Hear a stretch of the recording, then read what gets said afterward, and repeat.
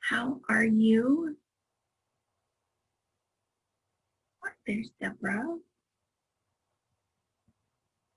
Thank you. I just cut it like 20 minutes ago.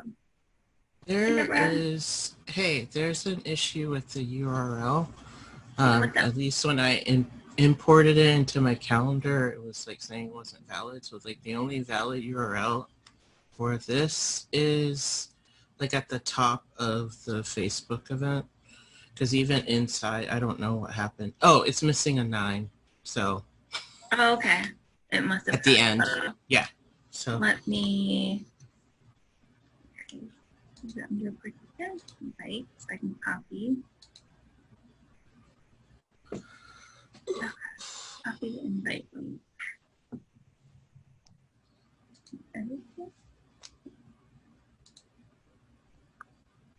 Oh, but I'm editing out. I just needed a 9, right? yeah, at the end. There. So I'm just going to put that. Done. And then there was a post that was like, hey.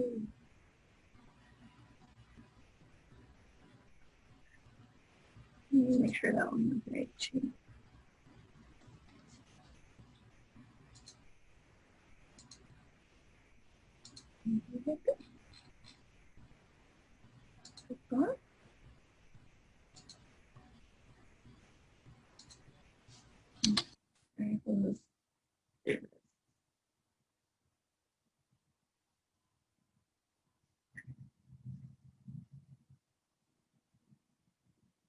Yeah.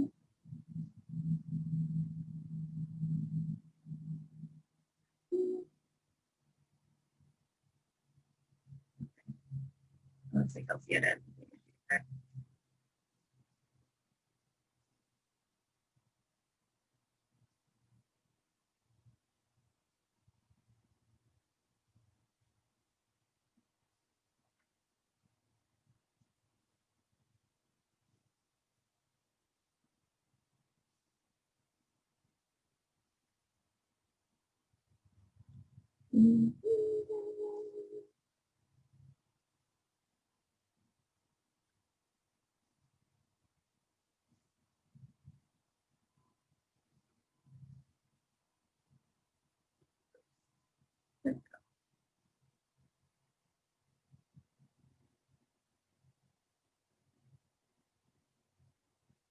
Yeah, it looks like the reminder post is good.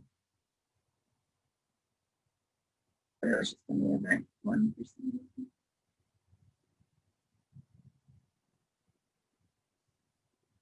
I'm going to copy it and post it in the event.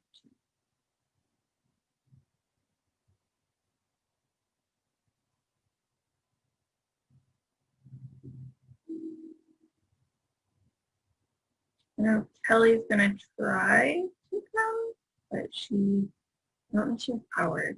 Still. So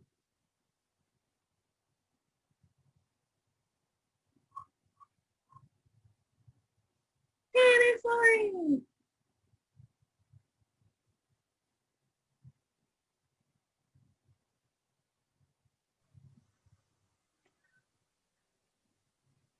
Hey, Lori. Hello. I'm just sending out the link to making sure we got all the questions. How are you?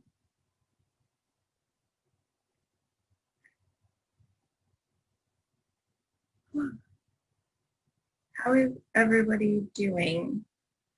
We'll kind of give people a few more minutes. We can chat. We can say hey.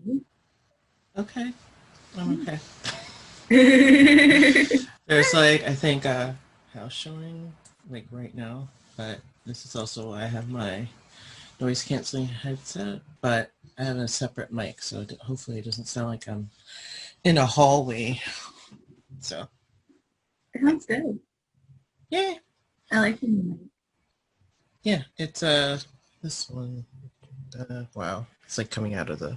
It was only like Messy mic. $27. I was like, all right, I need to get a proper mic. So, but I mean, yeah, it's affordable. Besides, like the big one, like Quinn has, which I love. But Oh yeah. I know I'm just like I'm not a podcaster yet. I'm cool. This should work. Yeah. Elsie said first mic sound and volume. So. There you go.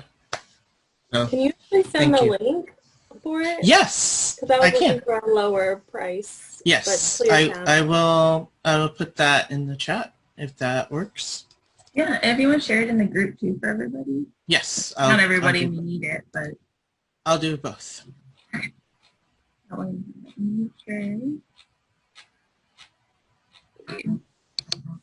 Who else? Well, I'm gonna guess that Kristen probably isn't coming.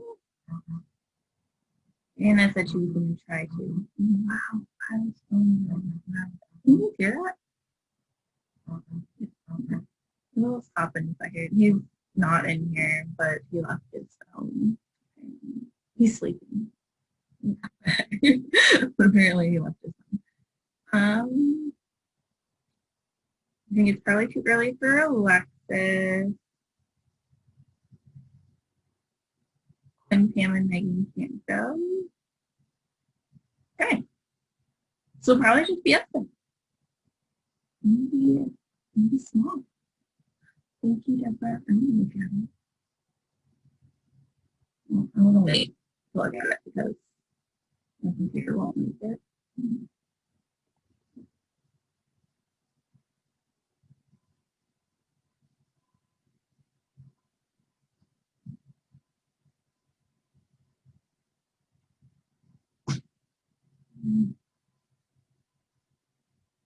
So I think we have everybody who's going to be here today. This might not have been a great time for people. So anybody want to go first?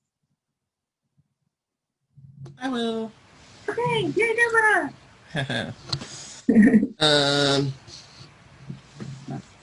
And this is something that I guess is a shameless plug for Shelby because I was helping her with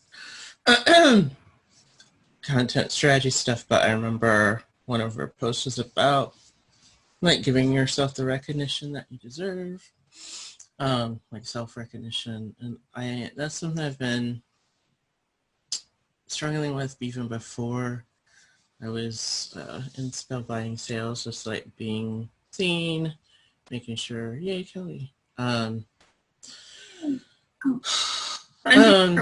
win too, Deborah, before we. Oh, that's right. I'm sorry. No, fine. When shifts support, I think. When no, they're wins. I'm just like, oh, more coffee. So I brought on someone this week to help me with that email stuff to diffuse, but it was also a challenge because I was it just triggered all this like perfectionism stuff, and I'm like, wow, okay, like it was also a good thing in terms of like revealing like how I work, and it reminded me that not everyone works the way that I do, and that's good too. But at least now in terms of alleviating stress, it's nice now. It's like day 3, and the time is whittling down with the PETA client. I'm really grateful about that. Like I have like 4.75 hours left, and these are getting like to the sending it off to the people to approve stuff, and so I don't need to be in there as much, but it's just nice knowing that I have that sort of support. Shifts, man. I always feel bad, like this is like a pop quiz. I'm like, of course there have been shifts. I mean, yeah, I'll go back to like learning about how I work. That is like, it's different, but it's also good different. I didn't really realize how meticulous I was and how I'm a little torn about this one because like anticipating people's needs can be exploitative, and I think it comes from a trauma background. So it's like the silver lining of being able to like foresee bad stuff happening and trying to prevent it. But I guess that's how I just never put two and two together until like bringing someone else on and like into my ethos. So that was good to see that shift within myself. I guess another shift is just another mentor I'm working with. She's making me do like a video every day, and I hate it. I hate it less, actually. But that's a shift.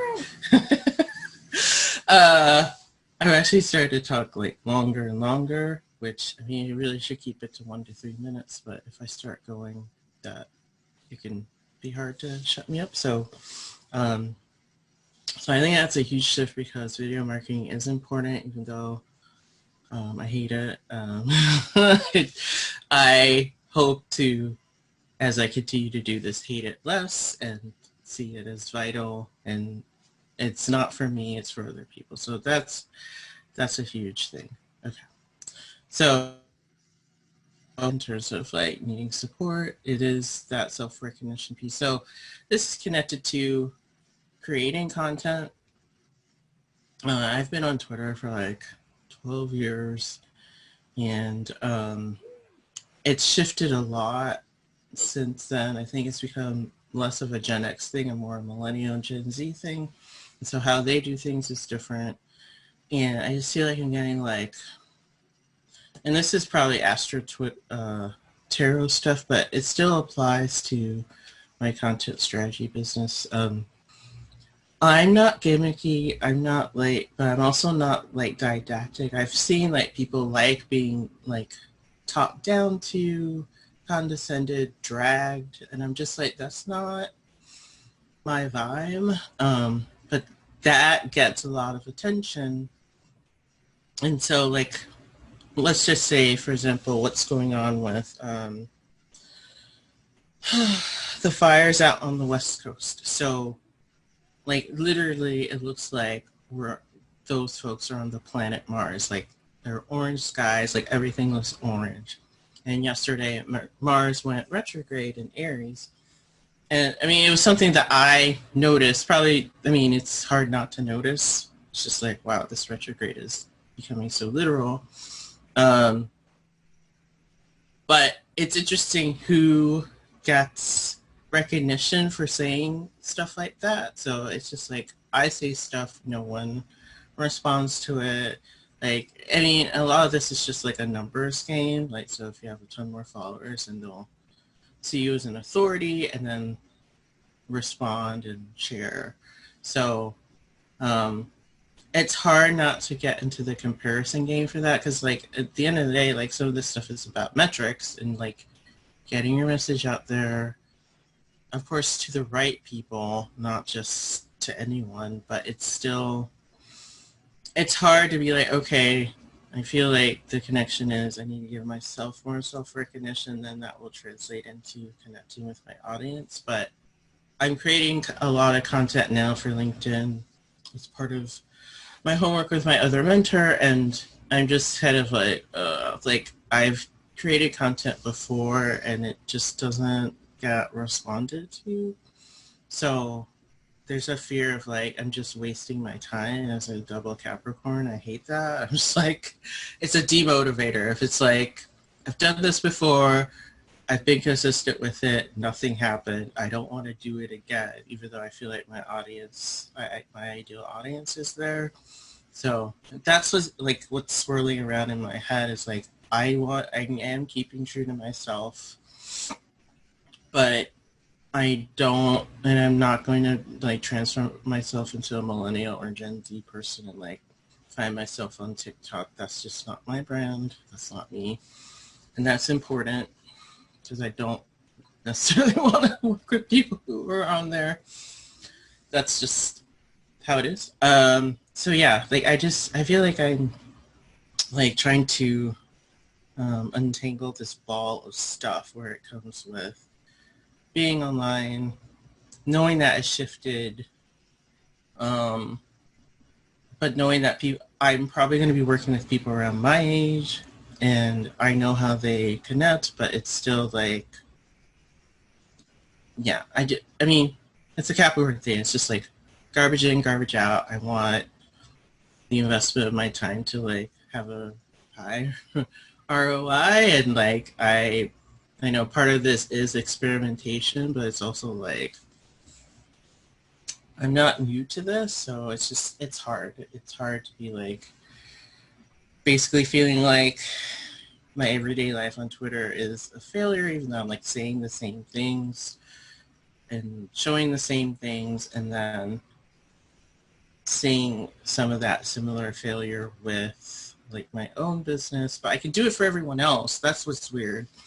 Not weird. I mean, that's pretty common. Like everyone else, I can touch their stuff and things get better. But if I like touching my own stuff, it's like crickets. So that is, I don't know. I think what I would like help with is just like kind of like a hive mind about like how do you pull in self-recognition, because I feel like I need an arsenal of that. And then if you have any other thoughts about like what I'm dealing with in terms of just like being in social media and feeling like how do you stick out without being like not only a fraud, but like I hate gimmicks and I just don't like the vibe of like social media now. Like it's just there are certain aesthetics that I'm just like, this is just not who I am, and it's generational, and that's fine, but I'm trying to find something that works for me, and it's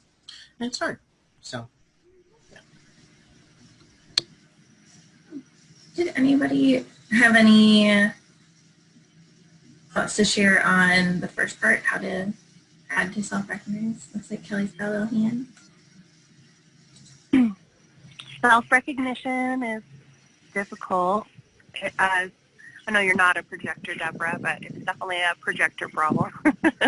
I think for self-recognition, though, I heard a lot of things that you didn't want to focus on, and so I would ask you, like, what do you want to focus on? Like, where do you want to put positive energy, and, like, where do you want to feel recognized? The other word I heard you use was like same, like I do the same thing as other people and they're not responding. So I wonder if like, is there ways that you should be doing things differently instead of doing things the same, because you're totally different from, you know, run-of-the-mill people. So those are my questions.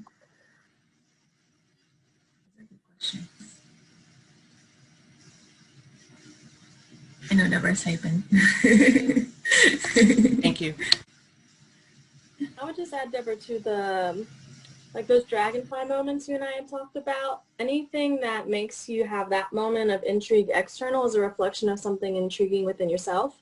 So perhaps there's some deeper theme, tagline, like word, that quality that you can then pick out from that as well. So it's like a half a thought, but. I will also review the PDF that you gave me about that, and then that will also help, because I get that. I think part of me is like, I didn't get recognition from my parents, like, not to be all Freudian, but a lot of stuff goes back to my parents, and so I think there's a like a baby part of me that wants external recognition, and I was used to it actually, like as a gifted kid, like K through 12 was just like not that I couldn't do wrong, but it was really hard for me to do wrong. Like I could do very little, and it would be fine. And then college like kicked my ass, which was good. And you know, I know there's part of me that's just like, I don't like doing stuff that doesn't come naturally. I don't like doing things where I have to fail a bunch of times to learn. which I feel like that's where I'm at. And that is a huge gifted kid / adult thing. We avoid things where it's not easy and it doesn't come easily because it feels awful. It feels like a moral failure. So, so yeah, coupled with that, like my parents were like, whatever. And then like school was just like awards, awards, and straight A's and not really doing that much. And this has been like having my own business is like going into year 4. It's just like, man, it's been a slog, and it's like I've learned a lot, but it hasn't, like, I feel like I don't know if it's like a car situation where you're like trying to turn the motor over and like it's almost catching. So that's where I'm at right now. I'm just like, I could see like the sparks like trying to catch and the ignition go off. So yeah, I mean, so yeah, I think part of me wants to like soothe that baby and like be lauded in a way that my parents just kind of refused to, because they were, especially my mom was very much like, we're humble, we don't talk about that. My dad was very explicit about not talking about what we had. Like he gave me this list, like, don't talk about what you have, what you know, or what you can do. I think he has a Scorpio moon, so not surprised. He's like super secretive about stuff. But then he's also Leo, and so he also did a lot of that stuff too. Very contradictory. Anyway, so, but still, what they weren't, for the most part, like talking about their own successes. It was mainly about like challenges. So yeah, so at least that's some background, and I'm going to look at, okay, I'm just looking at comments. Okay, so yeah, I just feel like this might be just something I have to keep moving through and figure out what works for me, and that is also terrifying because I feel like I don't have the luxury of time, but I think time is what I need. But like having these conversations about this, like, it's helpful, but I think I do need to focus on what I'm into, which has been helpful with content. So I'm hoping that things will be different because like I'm in this group, I'm working with Shelby, I'm working with this other mentor, like it's different. I keep trying to tell my brain that, but I think my body's like, no, it's not. We're making the same stuff and we're just gonna end up the same. So just massive fear of failure crap. I know you like writing, and you've been writing like a lot of like letters that you don't send. Could you, and would this feel good, to write to younger Deborah? Whether that's little Deborah who needs recognition from her parents, whether that's Deborah going through college, and that's like really difficult. All of the Deborahs all the way down. However you want to do that. Do you think that would be something you'd like to do? Yeah, of course. I love writing letters. And then the other thing with like recognition for me that I've noticed is like when I start seeking it elsewhere, that's like, that highlights me to give it to myself. So like if I'm like, I'm working really hard, why is nobody seeing that I'm working so hard? Tell myself like, hey, you're working really hard. Like I'm really proud of you for like all the work that you've put in. I love you. And like kind of treat it like I'm talking to some other person, right? I love you. Please go take a nap. Like that kind of thing. Kelsey said, there's a phenomenal inner child healing meditation that comes to mind. If you'd like her to share it with you. Please send it. That'd be great. And Kelsey, if you want, you can also share that in the group because a lot of us probably could use that. I saw some nods like as Deborah was talking about, you know, like being a kid and that kind of thing. So yeah, thank you. Thank you, Kelsey. So does that feel, Deborah, like that kind of gives you some stuff to work with for self-recognition at least? Yes. Okay. because I know that it's thorny and deep-seated, so I wasn't expecting to be like, I'm healed today. I mean, but this is definitely like some helpful steps forward in that healing journey. Thank you for listening Can I and also advising. Oh, yes. Welcome. Yeah. for interrupting? I just wanted to throw out for you too, Deborah. Something I talk about in my astro branding readings with my clients and people is like working with your moon, and I learned that from Daphne or Daphne or whatever, but she says that like if you feed your moon sign every morning, whatever your moon is, are you Capricorn moon? Cancer. Cancer moon. So flow, rhythm, domesticity, music, water to emotionally suit your needs. So you attract your like Ooh. client Yeah. from the moon are the people who are going to resonate with you. And so looking at your house and more about the moon and maybe writing from that space could be something for you to explore and see if you get people to resonate with you differently in that way. Okay. Yes. So probably should do astro branding stuff with you, but also, yeah, that is, it's conjunct Jupiter, so that's like huge feelings, just big feelings in the 7th house. So that means like partnerships are like everything, but also like I've just been a cranky Cancer moon because my literal house has been an upheaval for years. Like just most of the time I've been here has just been like chaotic. So I know that's been, I mean, like I've told everyone, like I kind of live in a crystal palace now, like there's crystals, like grounding crystals over, so that helps. But yeah, like I will have to explore more of like feeding my Cancer moon more besides just eating. There's also just nurturing. You could talk Go ahead. about and expansion in relationships and at home, and you know, going from little baby Deborah and the letter you're writing and the transformation to now. I think talking about that could be really powerful if you were comfortable. Yeah. I Not could.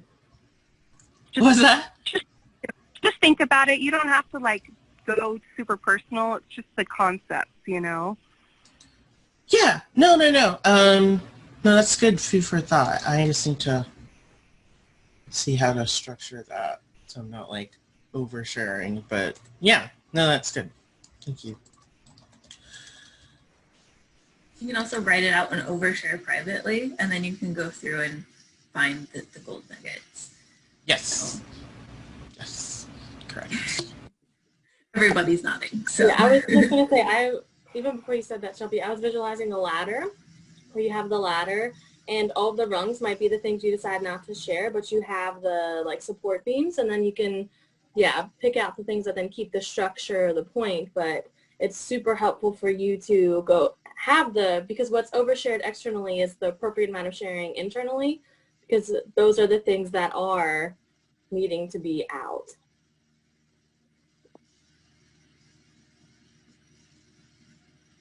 I like that. You should like put that quote on a shirt, Maureen. Which one? Did you say the oversharing externally is like what we need to hear internally? Yes. Yeah, like I like that. All right. Does that also then, Deborah, help you with how to stick out authentically? Yeah, I mean, the concept that I've been like starting to veer towards is, I don't want to, well, for lack of a better term, it's kind of like soft skill stuff, but it is business related. So one thing that my mentor had said was that one way to attract people to you is like being an expert and stuff. It's not necessarily you're talking to your audience. So you're talking to, for me, it'd be other copywriters, and then it's like, oh, she knows what she's talking about. But it's also just like business stuff. So like what I talked about yesterday was that, I don't know, there's a lot going on And like with the pandemic, and it's okay to like take breaks and not and like resist the hustle and grind stuff, especially now. Like I even brought up like that this 28-year-old school teacher just passed away from COVID. I'm just like, this stuff is affecting us, so you shouldn't be expecting the same sort of productivity or whatever. So and that's stuff that I can easily speak to just from working with people as an employee and as a client. And I think that's probably more stuff that I'm going to gear myself towards, because I mean, there's just stuff that I've learned, like even like bringing on someone like for the first time. It's just not going to be perfect. It's just not, because you can think about everything and there's just going to be stuff that you're not going to know until you're engaging with them, like stuff like that, that is still super important, but you're not going to find it in a book.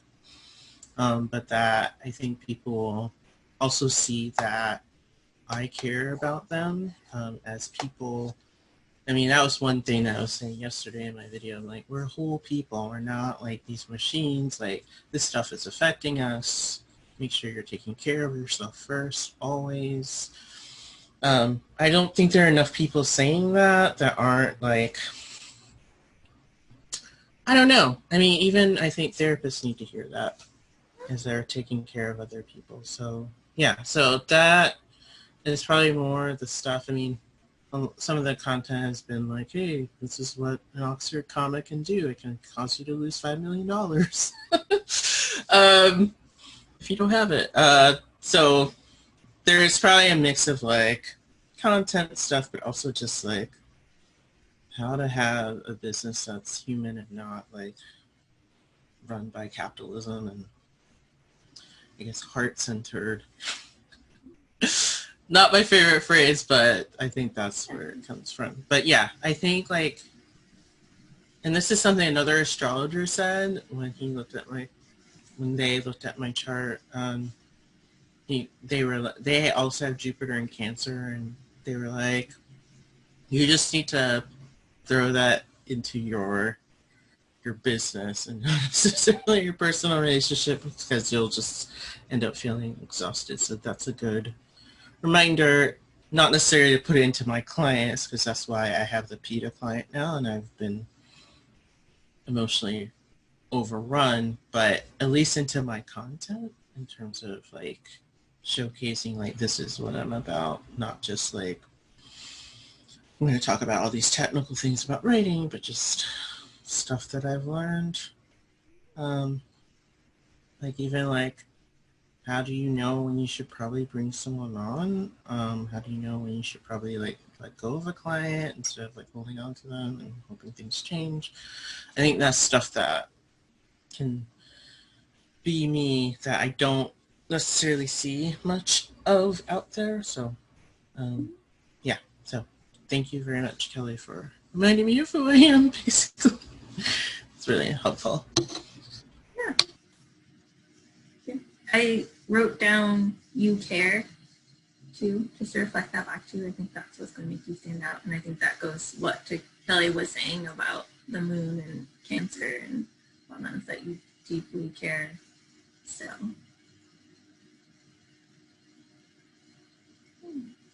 Yep. Thanks for the claps. yeah, we have so many reactions now. We can laugh, we can hearts. There's that one. Deborah, when you say that heart-centered wasn't for you, something that popped in my head was just playing around with human-centered, or just like whichever. Because, and I'm just really sharing that just about, to build off of Shelby sharing that you care. There's probably a different way, even if it's not something that you necessarily use in messaging, but just like a placeholder for that energy, because I was also getting that sense of caring. But yeah, there might just be a more aligned with Deborah way of looking at that, but that could then be like, once that's shared, that could really help magnetize people, because they'll self-identify without realizing they're self-identifying with it. That's good. Human centered could be really good because that is used in the mental health field. Okay. Yes, that's like person-centered. Yeah. What is that thing with the? Like there's there's a way of like centering care. Yes, it's like it's an acronym that's on the tip of my tongue. I could look through my notes. Yes, I just remember the person-centered. We did. I think it was person-centered planning or something like that, like with things. But no, I love that Lori said that, because just to remind everybody, if we all don't remember, Deborah like tends to work with and it seems like mental health people, and so using that terminology can be really good. But also, like Lori said, you don't have to either. You can kind of get the point across without actually using the technical terms, and then you, depending on who you want to catch. So. No, that's also a good reminder. Thank you, Lori and Shelby. You and I are both going to be looking up person-centered after this thing. No, I know. I'm like, it's in my files right now, because I wrote like a whole one of the former clients I have, this is kind of probably dovetailing off of trauma-informed care, and so there's a whole, it's a healthcare thing actually. It's like PCIC, but I don't know. Oh yeah, so I guess it's person-centered integrated care. So that is, it's like if you're a person, you're usually working in different systems. If you're a foster care kid, then for example, you'll be dealing with the school, you'll be dealing with your caseworker, you'll be dealing with doctors, you'll be dealing with your foster parents, and so making sure that everyone's on the same page about taking care of you that's a thing. But it doesn't even, I mean, it could even be you as a patient. So that's it reminds me of the TV show Private Practice. They were trying to do integrated care in one house. So it's one-stop shopping. Hey, if you're a woman, for example, and you have children, you could see your OBGYN, but you could also see the pediatrician is there. So that integrated care is just, I mean, probably how it should be. But yeah, anyway, that's the background, if I recall correctly. I think it's just great. That also makes me think of collective care. So that's more in the social services, and sort of my human security background is trying to, so I even just said human-centered because I'm trying to actually humanize human security, but I really think of collective care as well. Everyone has their specific role, but how does that flow and balance? So even if you're looking at, I guess, I know some people say conscious business, or whatever the words are, but collective care as well, in case you have any interest, or some of your clients are sort of cross-sector, could also lead to conversation of collaboration and community-based participatory research. I don't know if you've done anything with that. But some of the youth I work with do that. So youth were trained as field researchers. And so again, it's just the different approach of having people from a certain community actually be the ones engaging with that community to bring information, and also have it be less of the fishbowl zoo, not feeling good sort of creepy research studies that happen. Not a lot of work, but collective care. Yeah, I know of that, not necessarily from a research standpoint, but the term that was used was a prosumer. So someone who had been a client who ends up being someone who ends up giving services, which I think can be a nice bridge. But that is, I feel like I've heard of that before in terms of research, but it's been a minute since I've been in that flow. So yeah, lots of words, but good words. Thank you. You've got some stuff to play with then. Good. Do you feel like we covered everything that you were looking for support on? Yes. Thank you. Appreciate it. Also, I want to ask, because I feel like this is important, do you feel like you have the steps that you can take after this or in a few days? Yeah, I do. Okay. Yeah, definitely have tangible, practical steps. So thank you. The Capricorn likes that. So. Yes, we need it. Okay. Good. Somebody want to go next? I see Kelly squinting, but I can't tell if she's squinting because of the sun or if it's because of... And I would love to go, yeah, especially because I'm on my phone and I don't know how much battery I have, so that would be nice. Okay. Wins. Wins. We're in September. I think wins are that I have a lot of opportunities right now, but like power outages are putting a delay on several things, so I'm feeling a little behind, but I'm celebrating like one new client signed up, and I have I have 3 proposals I need to finish, including one for another new client, and then another win this morning. I'm going to count this as a win. It's partially why I'm sad. I reiterated my boundary with Carlos in my car because like he's been using my car for work and putting off getting his car or something else, and he always like skirts around it and makes a million excuses, even though I asked him to prioritize that. And so I reaffirmed my boundary, and we got in an argument about it. But it was, thank you. It was a stupid argument, and I'm sure he's angry because I was right. But I'm considering that a win, except for it's very stressful right now. I'm sure it'll be fine. Shifts. We had a huge hurricane in Utah. It's not really a hurricane, but we had like 90 mile per hour winds coming in directly east. That's why all the air in California is like as red as it is. It's like the front pushing east into the west. So our air is super clean right now, but we're out of power. I'm on almost 50 hours without power.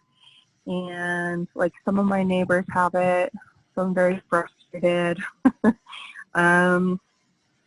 We didn't lose any trees or anything in my house, so that was good. That was another win. Shift. I'm focusing more on branding again instead of the feng shui. I never officially launched my feng shui elemental shift because I never found the will or the energy. It doesn't mean I can't. It's still just waiting. It's just waiting for me to have some will for it again. And more of the energy and invitations are coming in with branding. I keep getting the messages again that I'm like doing too much for my oracle deck. And so I can't tell if I'm supposed to be quitting something like design or feng shui or what my problem is. Because I feel like I'm always doing the least that I can, you know. I've been like super minimalizing, so I'm sure what's shifting right now is like I talked a long time ago about creating like a foundation of support so that my design work felt more supported, and so I think it's just letting things marinate and settle so that some of that additional support can come in when I have more energy for it. It's hard to have energy for business with fascism and climate change and a pandemic and like protests, like civil rights issues, and you name it. So I feel very grateful that I still like have been getting income and clients, and I'm not super pushed for funds, even though I feel like Carlos is really stressed right now about money. But I feel like we have more money than we've had. It's just he's like pinpointing his stress on something he can grasp on instead of like acknowledging the complexity of all of the things, because there's so many things going on right now. Yeah, and then support. I think I don't really know what I need support on. I think I just wanted to be with my friends today and be in your guys' energy maybe some emotional support is always nice. Like I know what I need to do and where I'm going and like the things I'm doing. So it's just about not beating myself up mentally every day like I do. Yeah. That's where I'm at. Can we all share some love with you? Please, thank you. Okay. Who wants to share love with Kelly first? Lori. I will.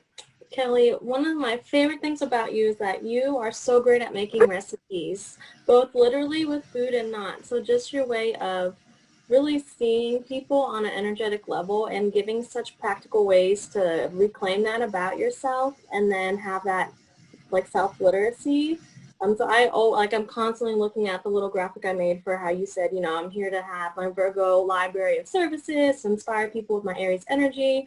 So that way they can really like embrace mystery and magic with my Scorpio rising. Like that has changed so much for me because it's just a way for me to just be with myself. So yeah, I just want to hype girl you in the sense that perhaps that's something that you have available to do for yourself at times if it feels good, of really just leaning into those parts of yourself, especially when you feel like losing yourself in the process is an option, maybe leaning into those parts of yourself. And making some more recipes up could be something. I don't know. I thought that was going to be more eloquent, but it didn't. I appreciate that. That's really nice. I appreciate the recognition.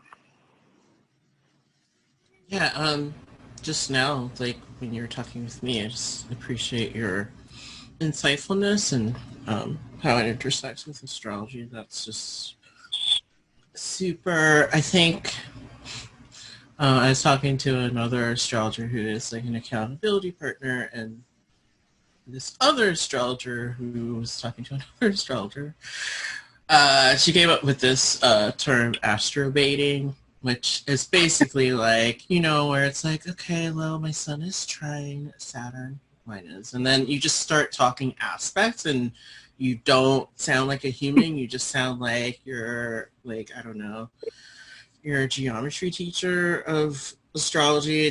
I think a lot of people like being masturbatory in that way just to make themselves sound super smart, and I'm just like, that's not really helpful. That's the point of astrology, is to bring insight and to help and to uplift and to inform, so I appreciate that you aren't masturbatory.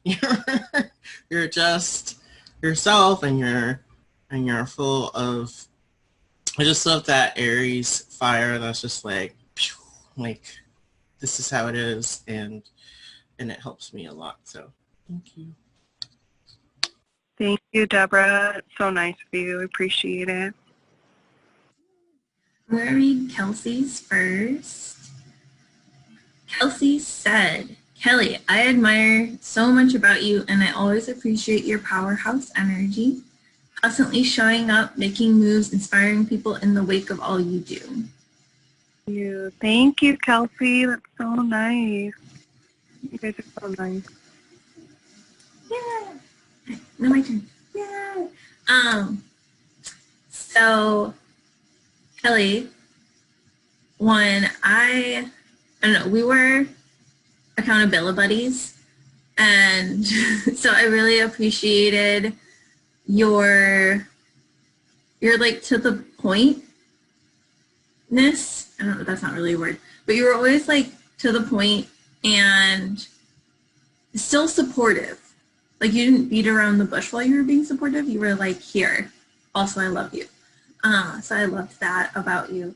And I love that when you and I get to talk, like we get to like bitch about the things, but it always feels like a productive bitching. Like it doesn't feel like just feel what Deborah was saying a little bit like masturbatory, where we're just like, I don't know, like it has a purpose. Like, and I love that. And I love that about you, that like,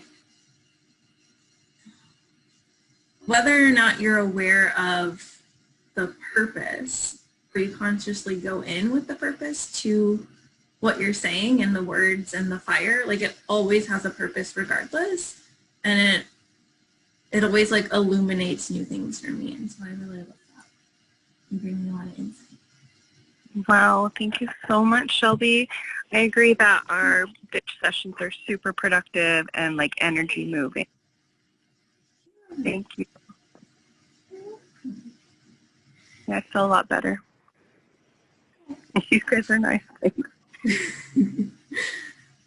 Also, can we just like congratulate Kelly too real quick and recognize her for setting a boundary and for, I mean, I know you said you guys kind of fought a little bit, but it sounds like overall it actually kind of went pretty well and you seem to be like feeling pretty good about it. So like, that's pretty awesome. Well, we'll see how things go. As a child of a hoarder, it's really easy for me to disassociate from the reality of situations. But, you know, Carlos is having his emotional cycle right now. He's emotionally defined, so trying not to amplify that, but also, like, respect each other's needs. I definitely feel like he and I have both grown a lot in our relationship, even though it's not perfect. But, like, considering all of the stuff, like, the hullabaloo of the world, we've grown a lot closer and we're like working a lot better, even though we still have a lot of things that we can continue to work together on. I'm super grateful for him, and also like being able to have someone like that to practice expressing boundaries with, that's like in a safe space, because as some of you also know, with like the parental units, you know, it wasn't always safe or respected to set like childhood boundaries or like to honor that childhood neurosis. So I believe that that's important, and I appreciate you recognizing the boundary setting, even though it was hard and felt difficult. I do hopefully think it'll be for the best. I think that doing it now keeps it from becoming a bigger thing. Like, we don't need to break up over a car, you know? Yeah. Not at all. And your disconnect can also be helpful for him too. Like, I just want to reflect this. Kyle is able to emotionally like disconnect from things, and I'm not, and I am emotionally defined. So for him to disconnect, it kind of leaves me in my emotions, which can be hard because I'm like, I want you to feel the things, tell me. But I'm also like, okay, I don't have somebody else's emotions to deal with it. I can now just take care of me. And whether or not Carlos realizes it, it can be a gift in that way too. So hopefully you will see that too, but know that you can use your skills and the things that you have in a positive way too in that way. Thank you. Appreciate that. You're awesome. I love you. So let me look back over. I wrote notes. I'm taking notes, guys. I know your power is out, and I know things are still hectic and everything, but Kelly, do you at least feel like a little bit supported or a little bit connected outside of like being isolated with no power? Yes, I definitely feel like my support system is online more than I feel like it is close to me. So just hanging out with y'all for a little bit makes me feel a lot more grounded, and I do feel a lot better. And I really appreciate your energy and your company. Thank you. You're welcome. Of course. I'm here for you. And we'll all keep our fingers crossed or wishes that you get your power back soon. And Kelsey sending you a big burst of love. I just imagine it like cartoons where they're like power radius, and it's like, woo! It's Kelsey's superpower of love coming towards Kelly.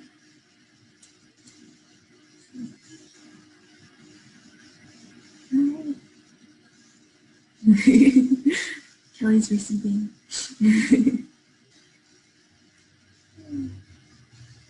Lori, it looked like you had wanted to go earlier. Did you still want to go?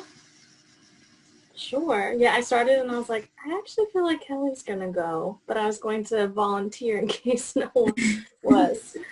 But I am super glad you got to go before your phone decided to go, Kelly. So yay for that. That'll be the first win. No. Yeah, so one of my wins is sort of in the shift category, so I'm going to save that for that. But for wins, this week I've been feeling a bit of clarity, so my body feels it. I'm still letting it sort of, my mind to steep in there and get it. But clarity that I've been leaking a lot of energy chasing people, and I didn't realize I was chasing people because it wasn't like me necessarily going after people. But so essentially I know there's a need, but then fear was kicking in of like, well, what if people don't get this message? Like they have to get it. And so in a way I was still like trying to chase people. And so I've just been able to realize that. So like that feels like a win to have that clarity. I'm also the past like 2-ish days have received some recognition on the past 2 sort of like one-to-one type of sessions I've done for people. I'm in particular with just like even the like document I made for like, there were 2 separate types of readings, but that they were like helpful. So that felt really affirming because yeah, they were I made those templates new for the first time for each of those. So like I didn't have any confirmation. It just was like, this feels like what I'll put out there, which also is a big one because Kelsey still is not kind of hers from all that time ago because I realized fear came over, well, what if this isn't the right thing? And so I was able to get a point of like, something just needs to be out. You know, I have that 3 energy for a reason. If I end up not liking it, I can change it. So like I was finally able to see that. So that feels like a win to be able to realize why I wasn't then able to take action on deliverable type things was because of perfectionism coming in and not being willing to just make something and have that be the foundation from which to expand. And last night, well, really this morning, it's like Teddy knew what happened because he woke me up the exact moment, and he wakes you up with frantic kisses if he, yeah, if he like wants anything. It's super cute, but I saw a tarantula in my dreams, and it was like, so like as short of a story as possible. I randomly just like was gifted this tree thing. I don't know if it was a tree. It was tree enough, and so yeah, it was just like a weird situation. And so it was like on my nightstand right next to my head. And so like in my dream, I had just woken up and like happened to look, and there's this like big ass tarantula like lowering down. And when I saw the tarantula, I was like, okay, cool. But then when I sat up, I realized that on the one half of the trees, everything that we thought were like berries on the leaves were actually egg sacs. That's when I was like, okay, we have to do something about this. I like was grabbing this plastic shoebox shaped thing and trying to like, so I got the tarantula, and then there was like trying to fight. I was like, I just want to save you. And in the dream, I'm like yelling to my dad, we have to go to the pet store because that's going to fix shit. And so there's this moment where like, it felt like since the response wasn't to like crush and kill everything, there was this like ability to have choice. And then that's when Teddy came in all cute to wake me up because he probably was like, what the fuck's happening in that dream?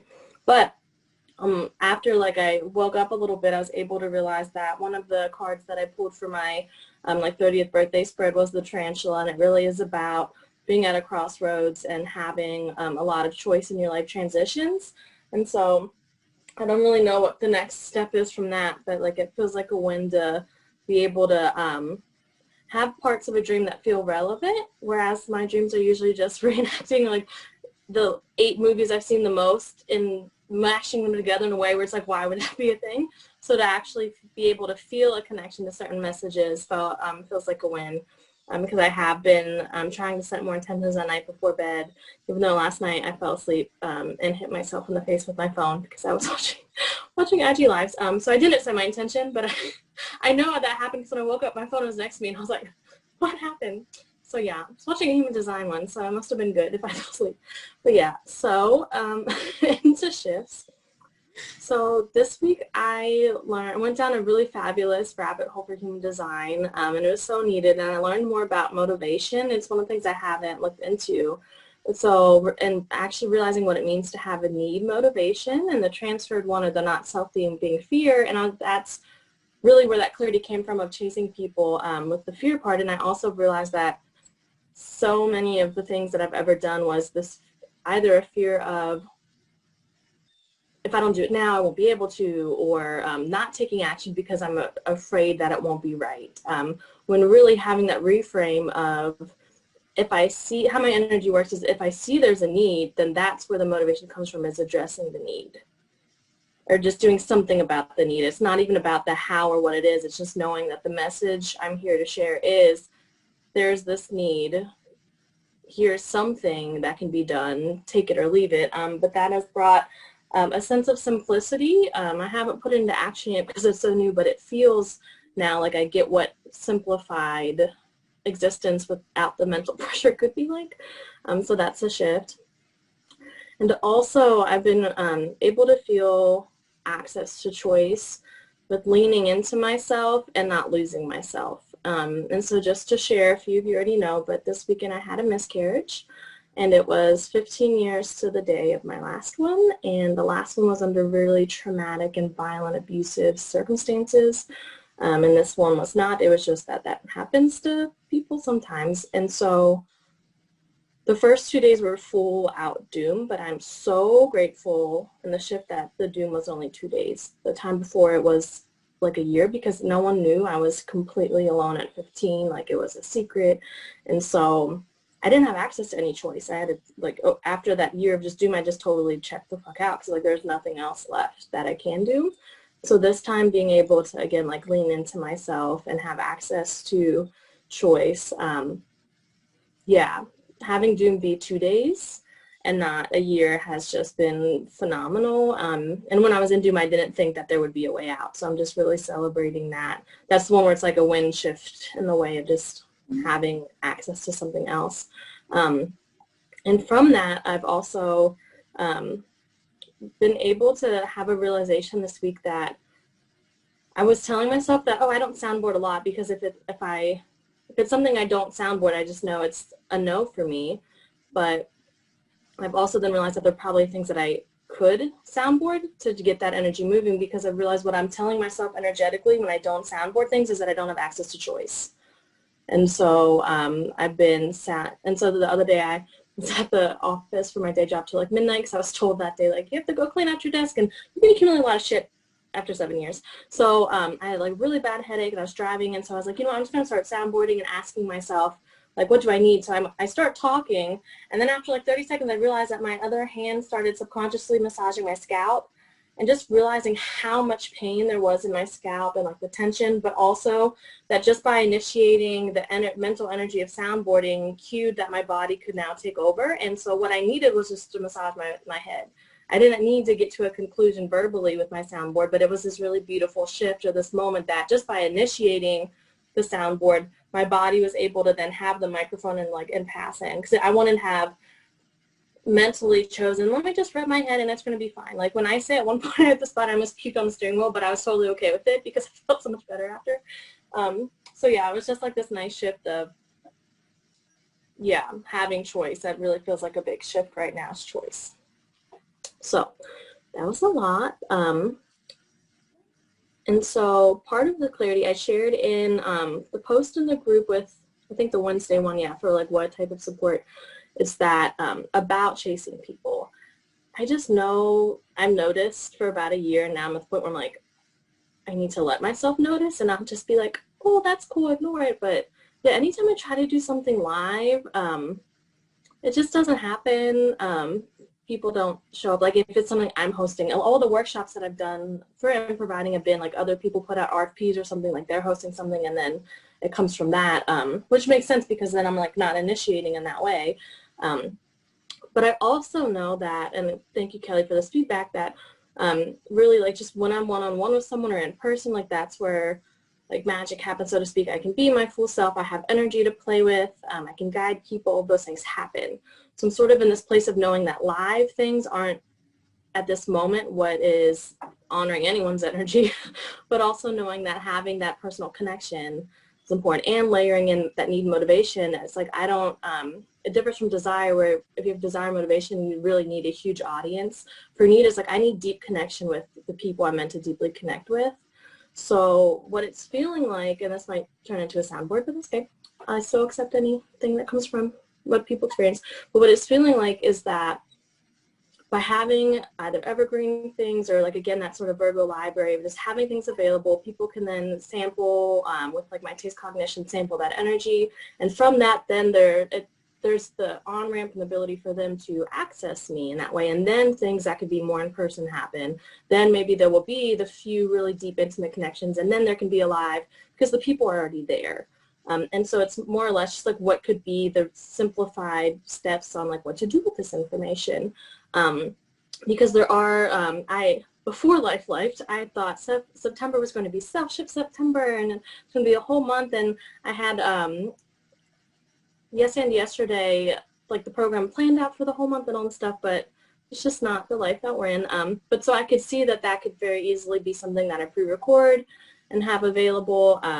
The needs that I'm seeing right now is people needing support with not throwing computers out the window with like home learning. Like that's just so many of my friends, people I see, it's just, yeah, fucking Corona and life and all of that. So what I see the need is really a shift of it being lifelong learning, as that being the conversation. How are we modeling what to do in those situations, so that way as a household we have a shared language, especially with like youth voice.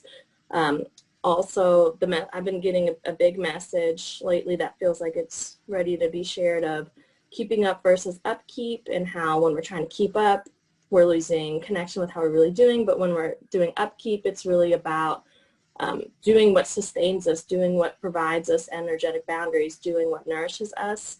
And also I have had a few invitations this week of sharing more about like what I do and why I do it. I've had a few people reach out and said that they actually like when I post, like usually on Mondays, my like weekly energy cards with my oracle cards and things like that, so that I realized, oh, again, as a 3/5, I'm here to be that storyteller in Kristen's words, and so how can I actually show what I'm doing in my Self-Ship? So that feels like what I might do, that part for the rest of the month of just, here's how I use my pendulum, here are these cards, why do I do it? I like candles, what are those?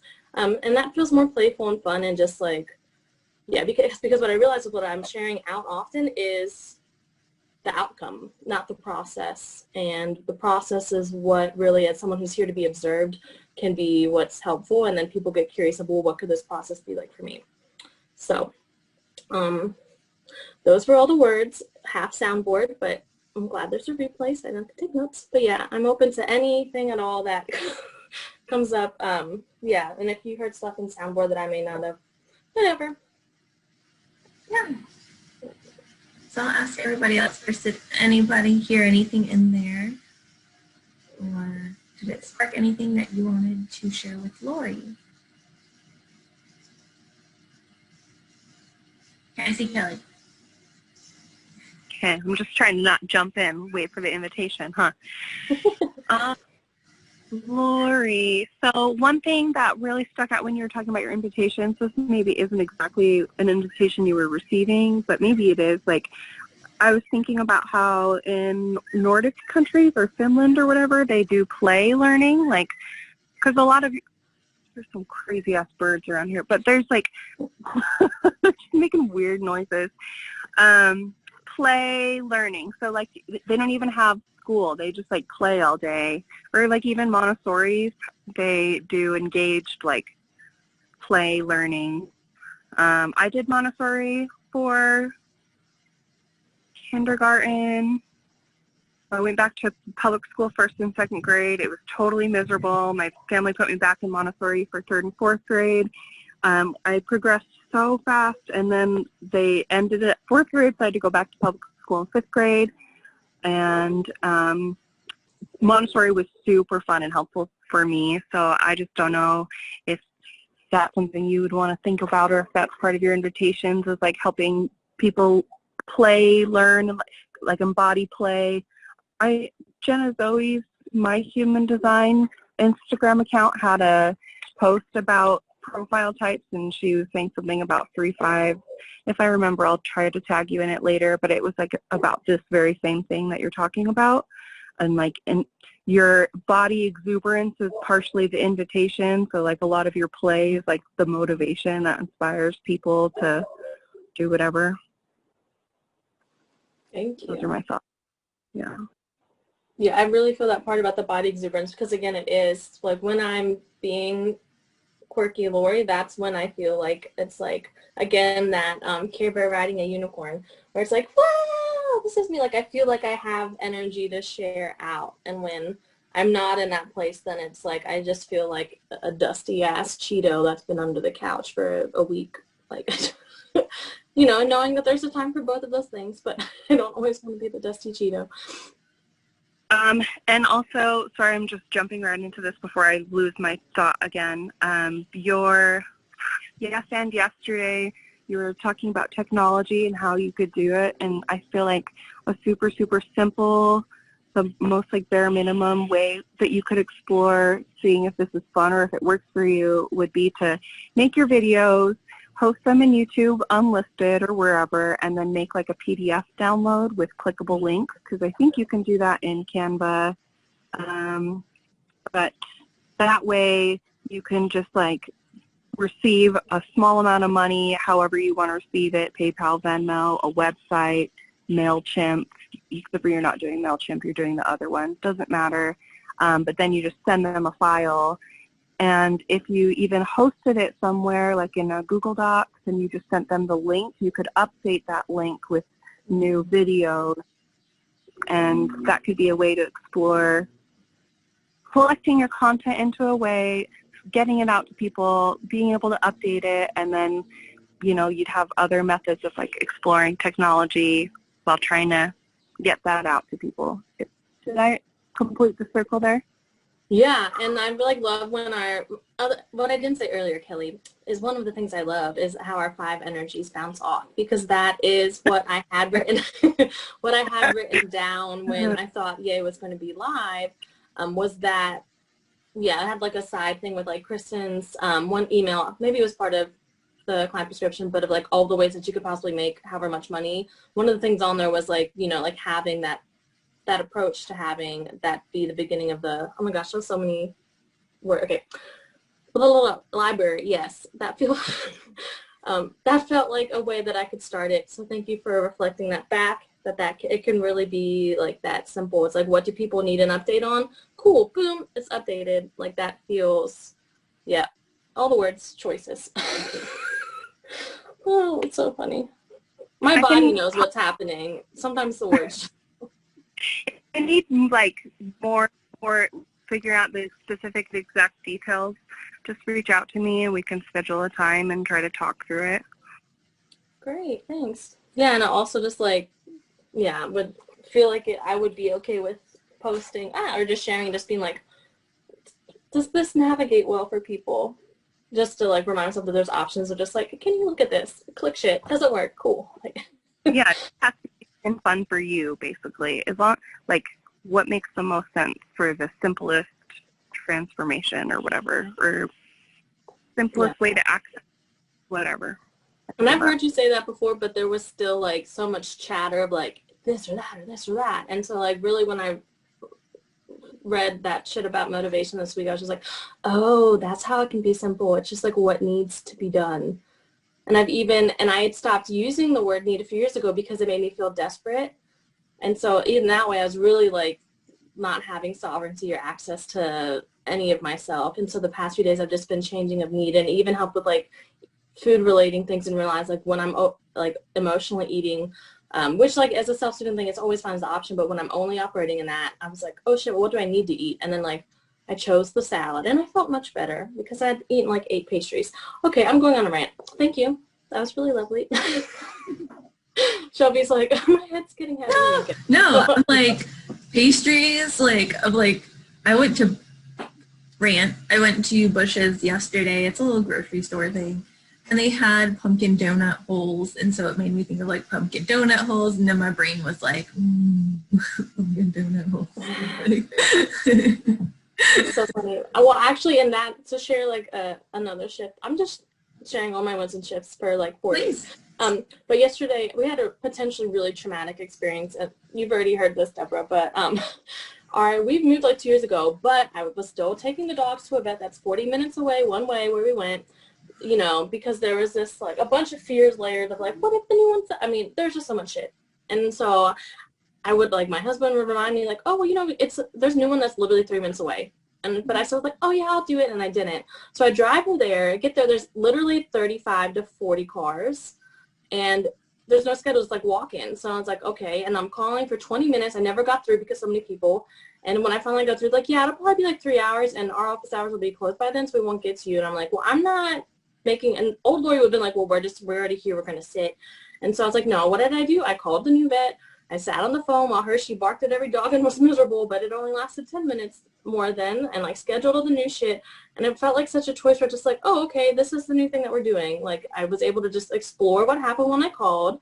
All I had to do was like give them a credit card number to hold a deposit since I'm new. Like, it was just so simple, and I was able to be like, what do I need right now? And I was like, I need to not be putting my dog through torture because I feel bad for that. I need to go get some fucking hash browns down the street, and then I'm just going to drive home. So yeah, that like need shit is really, yeah. Thanks for letting me share all the need things. Some of my body's like, it can work. So yeah. Oh, Yeah. Yes, fun and easy. And I'm going to read Kelsey's reflections too. She said there's something especially potent about spider dreams. Ooh. So there's something there. She gave you a heart and the praying hands. She loves you, and you're going through hard stuff. Big wisdom, so the things that you were sharing, your soundboarding and stuff. And then your playfulness is palpable. So I didn't want you to miss those things. Kelsey's got Thank you. Comments. Yeah, and I appreciate you, because when I saw the palpable part, Kelsey, so thank you. I missed all the other stuff, so thanks for reading it. Something that I've now been able to put words to just yesterday was realizing that why I haven't been showing up the way that I actually want to show up on Instagram or really anywhere was because I didn't have someone else's energy to play with. So now I've invited myself to play with what ways are there to have energy to play with? Is it someone's music? Is it a video? Is it something that goes, so then that way I'm showing up in that place. Because what I realize is that when I don't have that, I'll show up in my mind. I'm like, yeah, I'm going to have a fun life. And then I go and then I feel like I'm being Bueller, but people say, oh, well, that's really soothing. And so I realized that there can be both. There are times where it's a message where people are already, it was one of the recognitions I got from a friend, which was so helpful. She attended the Wover to Wonder workshop. And so she had said that it was helpful that in that delivery, I was being less animated because she was having a overload day, and it would have been hard for her to stay engaged if there was a lot of energy. And that was helpful for me to realize that I can have that litmus test. And I just kind of knew that wasn't something I intentionally did, but hearing back afterwards that it landed well, because I realized I was speaking in a cadence I normally don't. And I was really glad that I didn't try to change it. I just noticed it and let it happen. Yeah, just saying that for a reminder. But yeah, I appreciate that, because now I'm excited to play with what ways I can access energy to then share out from that place. Yeah, one thing I'm playing with, and I don't know if this will help you, is I followed a hashtag.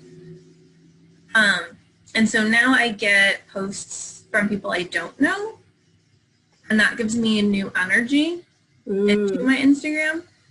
And then I find a way to like comment on it supportively or like fun or whatever in a very like non-businessy kind of way. Just like, here's a person sharing their stuff and I want to comment on it. And that's been helpful for me because it brings somebody else's energy in. Even though I'm not following their Instagram or I'm not seeing them all the time, it does. Oh, we lost Kelly. Maybe her phone died. I hope she's all right. But it brings like a playfulness because I can then just play with the person. I don't have to be a business engaging with them. I don't have to show up in any sort of way. And then sometimes they come and they talk to me, and so they bring their energy to my Instagram. I don't do lives over there, so that might be a difference between us. But it just gave me another way to like bring in a different energy and like kind of give some of that stuff. So I don't know if that'll help you. There's also reels now, so you can do fun, silly things with. It's like TikTok now on Instagram. See, that's what I need to do is just actually play with technology. Oh, that's my answer. I guess you don't have to really soundboard. We're just like, I think for one, I don't know if it's the same post, but oh no, it's the one where Kristen asked like, what's one thing I'd like to do? Be like, I would like to have technology feel more streamlined, but what it actually is wasn't streamlined. It's like I want technology to actually be accessible and relevant and let me play. But I wasn't starting to interact with it because so how can you play with something you don't engage with? So yeah. So you can use people's, when you mentioned the music, that's what I thought of was the reels, because you can pull in other people's music and, you know, do playful things or, you know, whatever. Put captions on it so you can say things. You know, it give you a playfulness that I think. Thank you. Did anybody have anything else for Lori?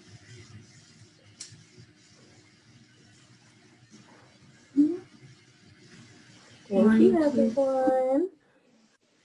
You feel like you got some good things that you can start in on? Yeah, I feel like I have a play prescription, which is sort of sounding like maybe something that I could offer people. But see, yeah, but I feel like that's nuanced also because I don't like my work being prescriptive, but I feel like we need permission slips often because we don't give them to ourselves. I'll play with the P words, but yeah. Thank you. Oh, and Kelsey, I see that. Oh my God, yes. Let's all play together real quick. Yee! Actually, right before we started like having the full session, so before we started sharing, Deborah, I pulled my neck, so I was like rubbing a lot. So I'm just glad that I meant to share that earlier. That it's like what I was trying to like speak really like stationarily, and I think that's why at the beginning I felt clunky with my words. I just remembered because I tried to play, but that's okay. We're gonna just work through that. Thank you for holding space. I'm muting myself.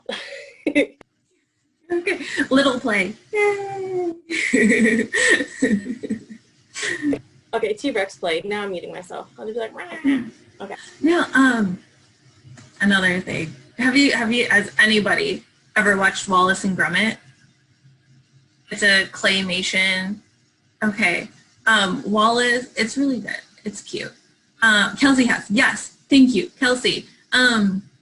So Wallace is the guy, and they're like British, so they have like tea time and like stuff. And his favorite, he's like, cheese. And so this, like, when we're like, yeah, that made me think of like him going, cheese. And I want to let you guys know that I just got the soundboard point. I wrote down play prescriptions and play dates and then playcations. And I remember playcations was something I talked about in like May about how to have, staycation, but playcation. So I just, in terms of full circling, that came out. So I'm glad it happened because that's when I got there. Oh, good. Right. So, Kelsey, that brings us to you. Did you want support today? Did you want to share anything? Totally up to you. No pressure. I would love it. I'm actually just trying to switch devices here. Okay. Let's see if this works. I finally figured out how to disable the waiting room, so you shouldn't have to wait for me this time. Oh, okay.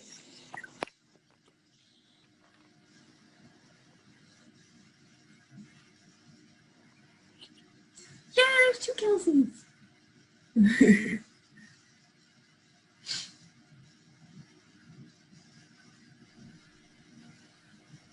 Oh, I did it. Yeah! I hopped a dimension. It's a win. You hopped dimensions today. Yeah, I'm going to see if camera's going to work here. Hang on one sec. Oh, here I am. Oh, technology is working for me today. That is awesome. Okay, and I just wanted to say, because I'm realizing that I have this track record of just being off camera and on mute for like every one of our sessions, and that's kind of creepy, I guess. I don't think of it on my end because I'm like, I'm here. But I think on the other end, it's kind of like I'm just like looming. So I just wanted to thank you. I'm glad you don't think so. But I just wanted to let you know that I move around a lot sometimes. And for me, when I see somebody like moving around a lot or going on and off camera a lot, it's really distracting for me. So I just kind of go off for a while, but yeah. Yeah, no, it's okay. Yeah, thank you for letting me be my invisible self sometimes. Okay, so I actually didn't come on for support today, but I'm just loving the energy of this group. I love the intimacy of like the small group, and I do have some stuff at the forefront to share and play out, and I think this is a really great space to do it. So We got a ton of time, so please go ahead. Yay. Okay, so wins. My biggest wins really always seem to revolve around connection, and they're like my favorite ones anyway. Because it's never, like in all my years of this entrepreneurial journey, as of like all my years, like I'm so old. I feel like I started a little while ago, but I started in MLM, if some of you don't know. I've never quite felt this level of connection with people because I was doing something I loved and was so passionate about, and it felt very much like in the right place, the right time. It was such a stepping stone that was well needed. But the connections that I made didn't feel quite like they are now, because I was connecting on sort of like a pain level where I could speak to them, speak to their pain, and helping them with their pain, pain points and stuff like that, which there's some yuckiness around that. But I don't feel like I did that in a negative way. And but now it's connecting with people on a soul level, really speaking my message and having my people hear it. You know what I mean? I don't like that my people either, but for lack of a better term. Yeah. So there have been, I shared it in the group actually, I just remembered the most recent message. People are connecting with me on Mystic Monday. And it's like, wow, it's just so crazy too, because I could feel the energy of these people, because I know I keep saying like I can feel like my soulmate clients, they're like on the other side of this thing, just on the other side of this glass. And, but I didn't have names and faces yet for the most part. I'm like, I can feel them, so I'm trusting that. And it's weird. So now the names and the faces are, you know, like coming out of the sort of mysterious nebulousness. But yeah, that's a big win for me. A personal win is really working with state shifts in my own life, because that is such an important piece of the work that I want to bring to the world. And obviously it's an important piece of something that we want to bring to the world. It's got to be important in our worlds. But yeah, so feeling all the craziness and tension and having all of my sort of isms pulled to the surface with just like everything that's been compounding in the world and in my personal life. Oh, Lori's in the sunshine. Beautiful. It's been a challenge for me, right? Because it's like, well, now I'm in the fire, right? And sometimes it feels like, well, shit, you know, I'm going under, like I'm not very good at this. And then other times it's like, no, I got this.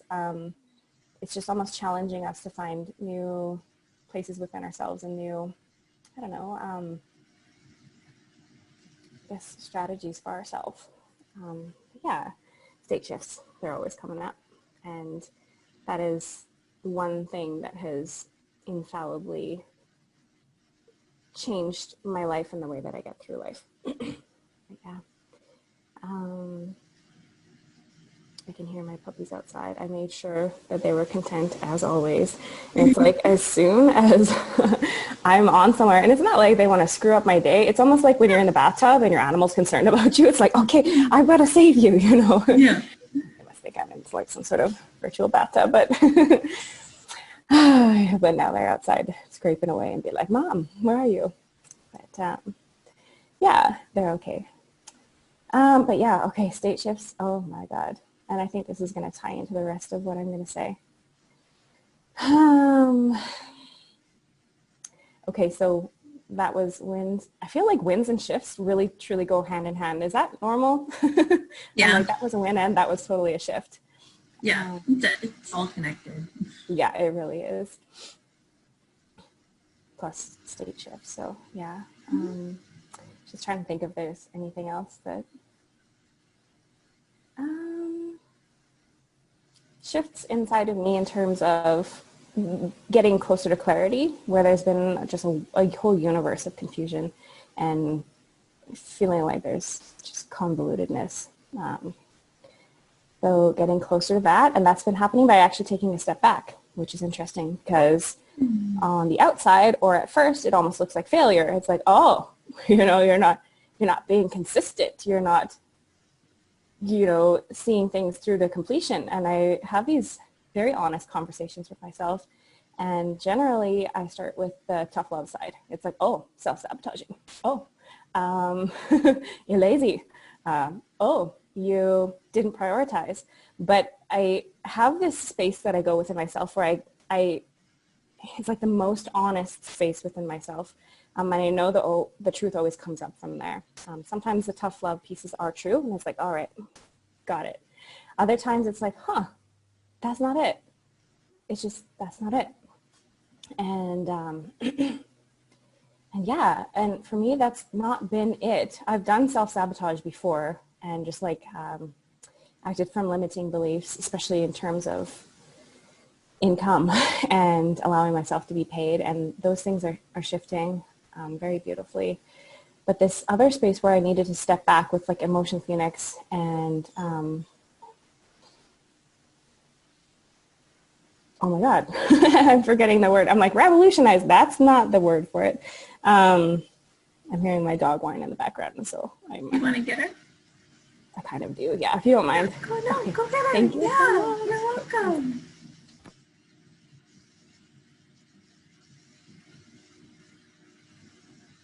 Lori, you're glowing. Yeah, You anytime look like I a try to ghost. find an angle where, the camera just on Zoom, so I'm like blinding myself. I'm like, I'm trying to like, no. Oh gosh, it got worse. See, I don't even have eyebrows right now. I just have the thought of Barely. Yeah.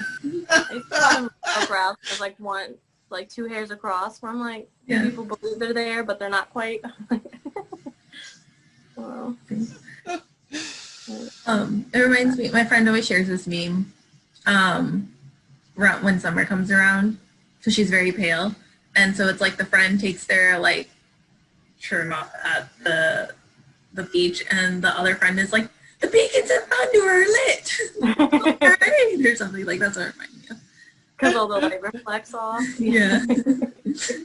There's someone how light and pale and like I don't have eyebrows. Depending on where I'm in my head right now. So, just to catch you up.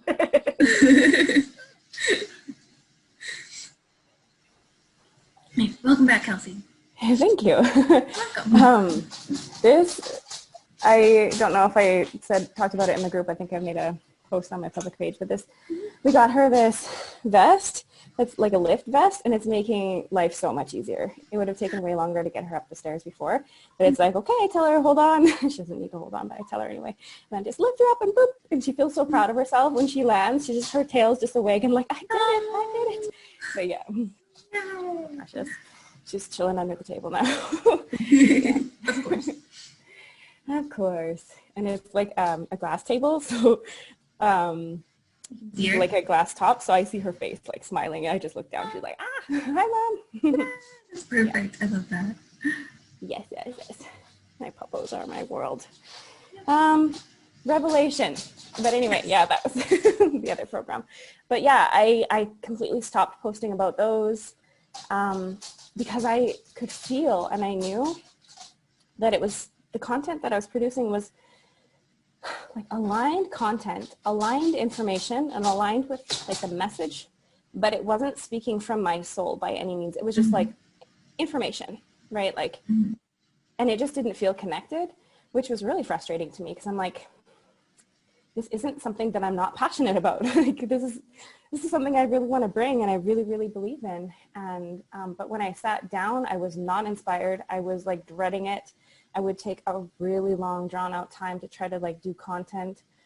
I understand that to be head space, and it's like I just couldn't get into heart space, which is just so frustrating. It's understanding that it's there, it's available to me, and it's like I just couldn't reach it. So I needed to take a step back, and glad that I have. It's like I need to understand some core pieces about myself and really tune into those core pieces about myself first. So I just want to kind of riff on that, because by far I make the most progress when I am when it's interactive and when I am able to either speak or write and then sort of get feedback and then bounce ideas off, and then just yeah, it's just turbocharges for me. So I'm like, this is a wonderful space to do that. So for support, I would like to do that. I would like to talk about my purpose and like the essence and core of what I do, and just talk a little bit about my story, because I think that's important. And yeah, but first I just wanted to vent just like a one little tiny detail, and it's funny because it's like, I don't know why this is coming up, because this is speaking to my limiting beliefs. But anyway, somebody new on Mystic Mondays just commented this morning. So I usually have messages finished by sending messages from Mystic Monday on Wednesday evening. But last night I was just exhausted, which is weird because I'm a night owl. I'm like, you know what? I'm going to just release myself and go to bed, put a comment just to say that I'll finish them up tomorrow. And there's a new person who she commented on hers. And usually it's like gratitude or like curiosity, like, oh, like, what's this? How's this work? But this one was just like, I hate it when people do this. It's almost like when people poke you or like jab you, but it's like a question mark. Kind of like, where's mine? I'm like, okay, so then there's that. And then on the comment where I put my services for Realign and Shine and for personalized readings, she laughed, a laugh reaction, and she's like, this would be nice, but this is like the cost of half my grocery bills for the month.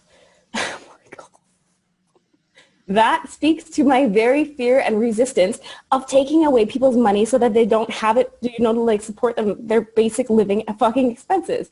So I'm like, I want to sort of vent this, but also I think it's funny because, hello universe, like, thanks for bringing this to the forefront. But yeah, and so I just commented, I'm like, that's okay. It's not for everybody. Like, it's not for you. It's not for you. It's for someone else, obviously, right?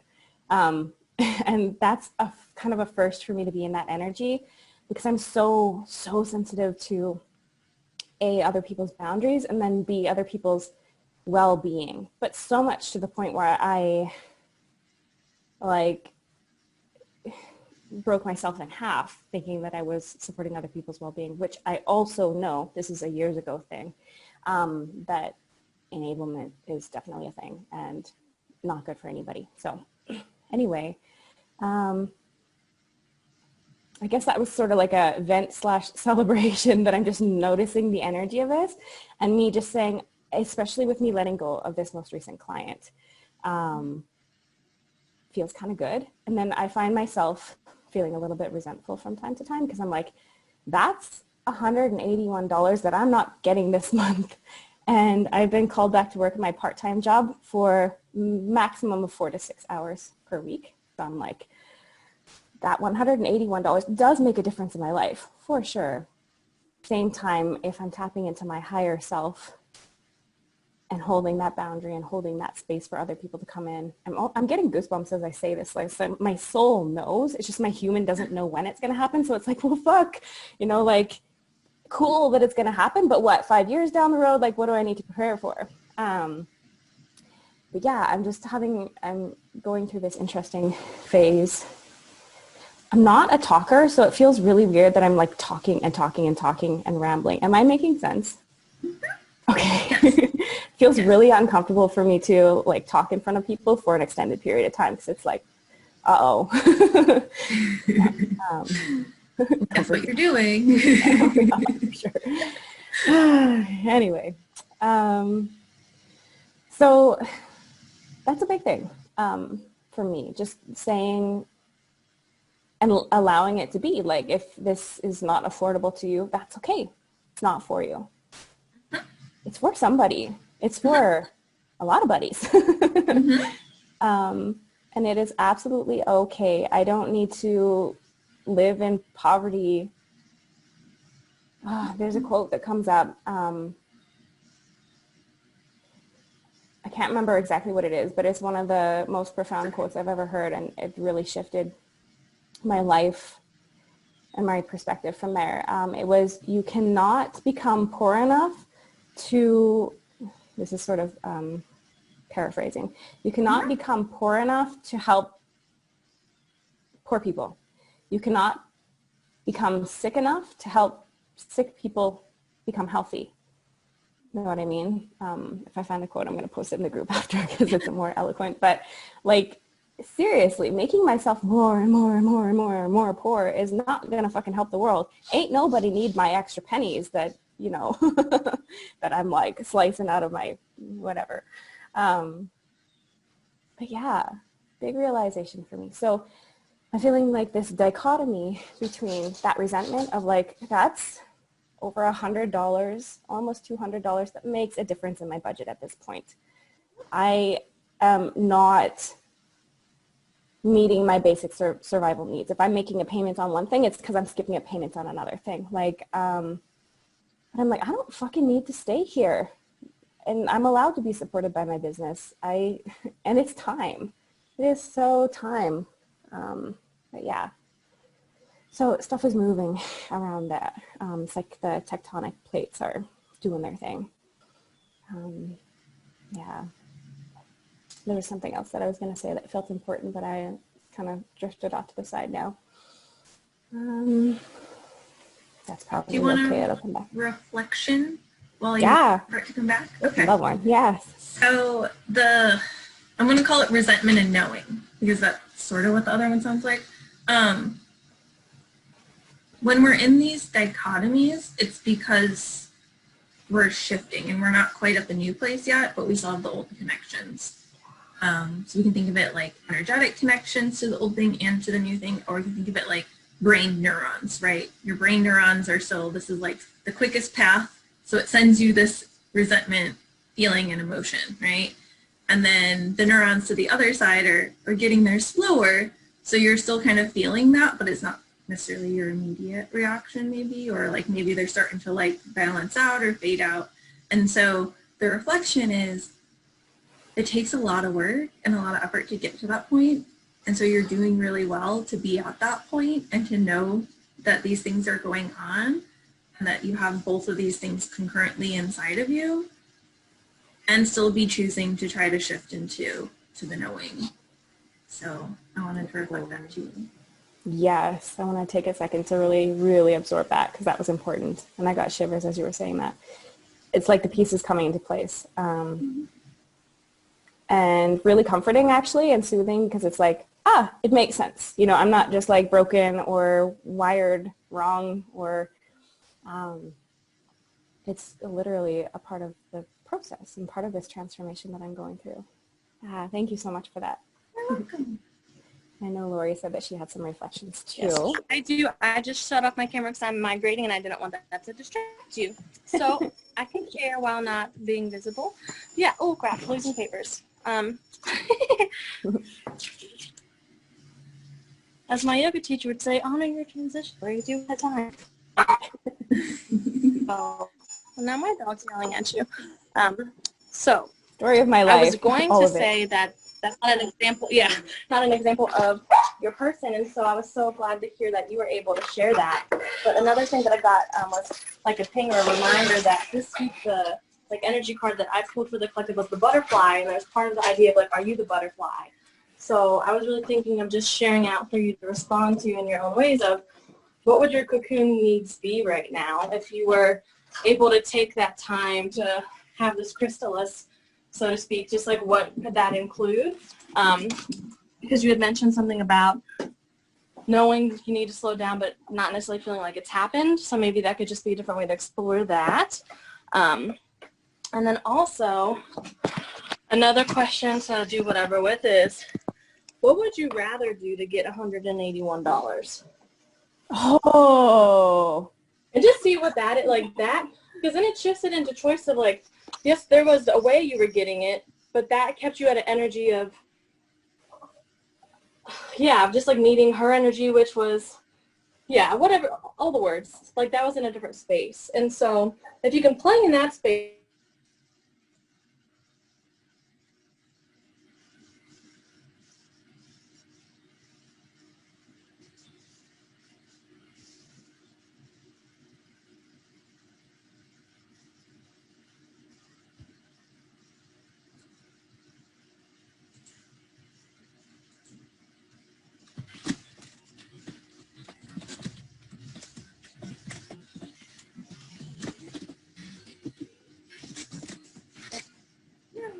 Okay. Shelby's the host now. Power back. She took her power back. Yeah, like, so I guess for me, there's more, look, like, I'm a double Capricorn, so like money, physical needs, super important. But my hope for you is that not only will you be able to replace that money soon, is that you'll find clients that bring joy, that make you want to like spend time with them. You're not like in dread or like, oh, I have to like go and like try to like get money from them and become Kelsey the bill collector. You know, like you'll have this space of just expansiveness of not only like receiving money for your services, but it's like you're seeing the impact of like what you're doing in their lives, what those services provide. So yeah, what I'm trying to say is it's more than just money, although the money is important because we have this 3-day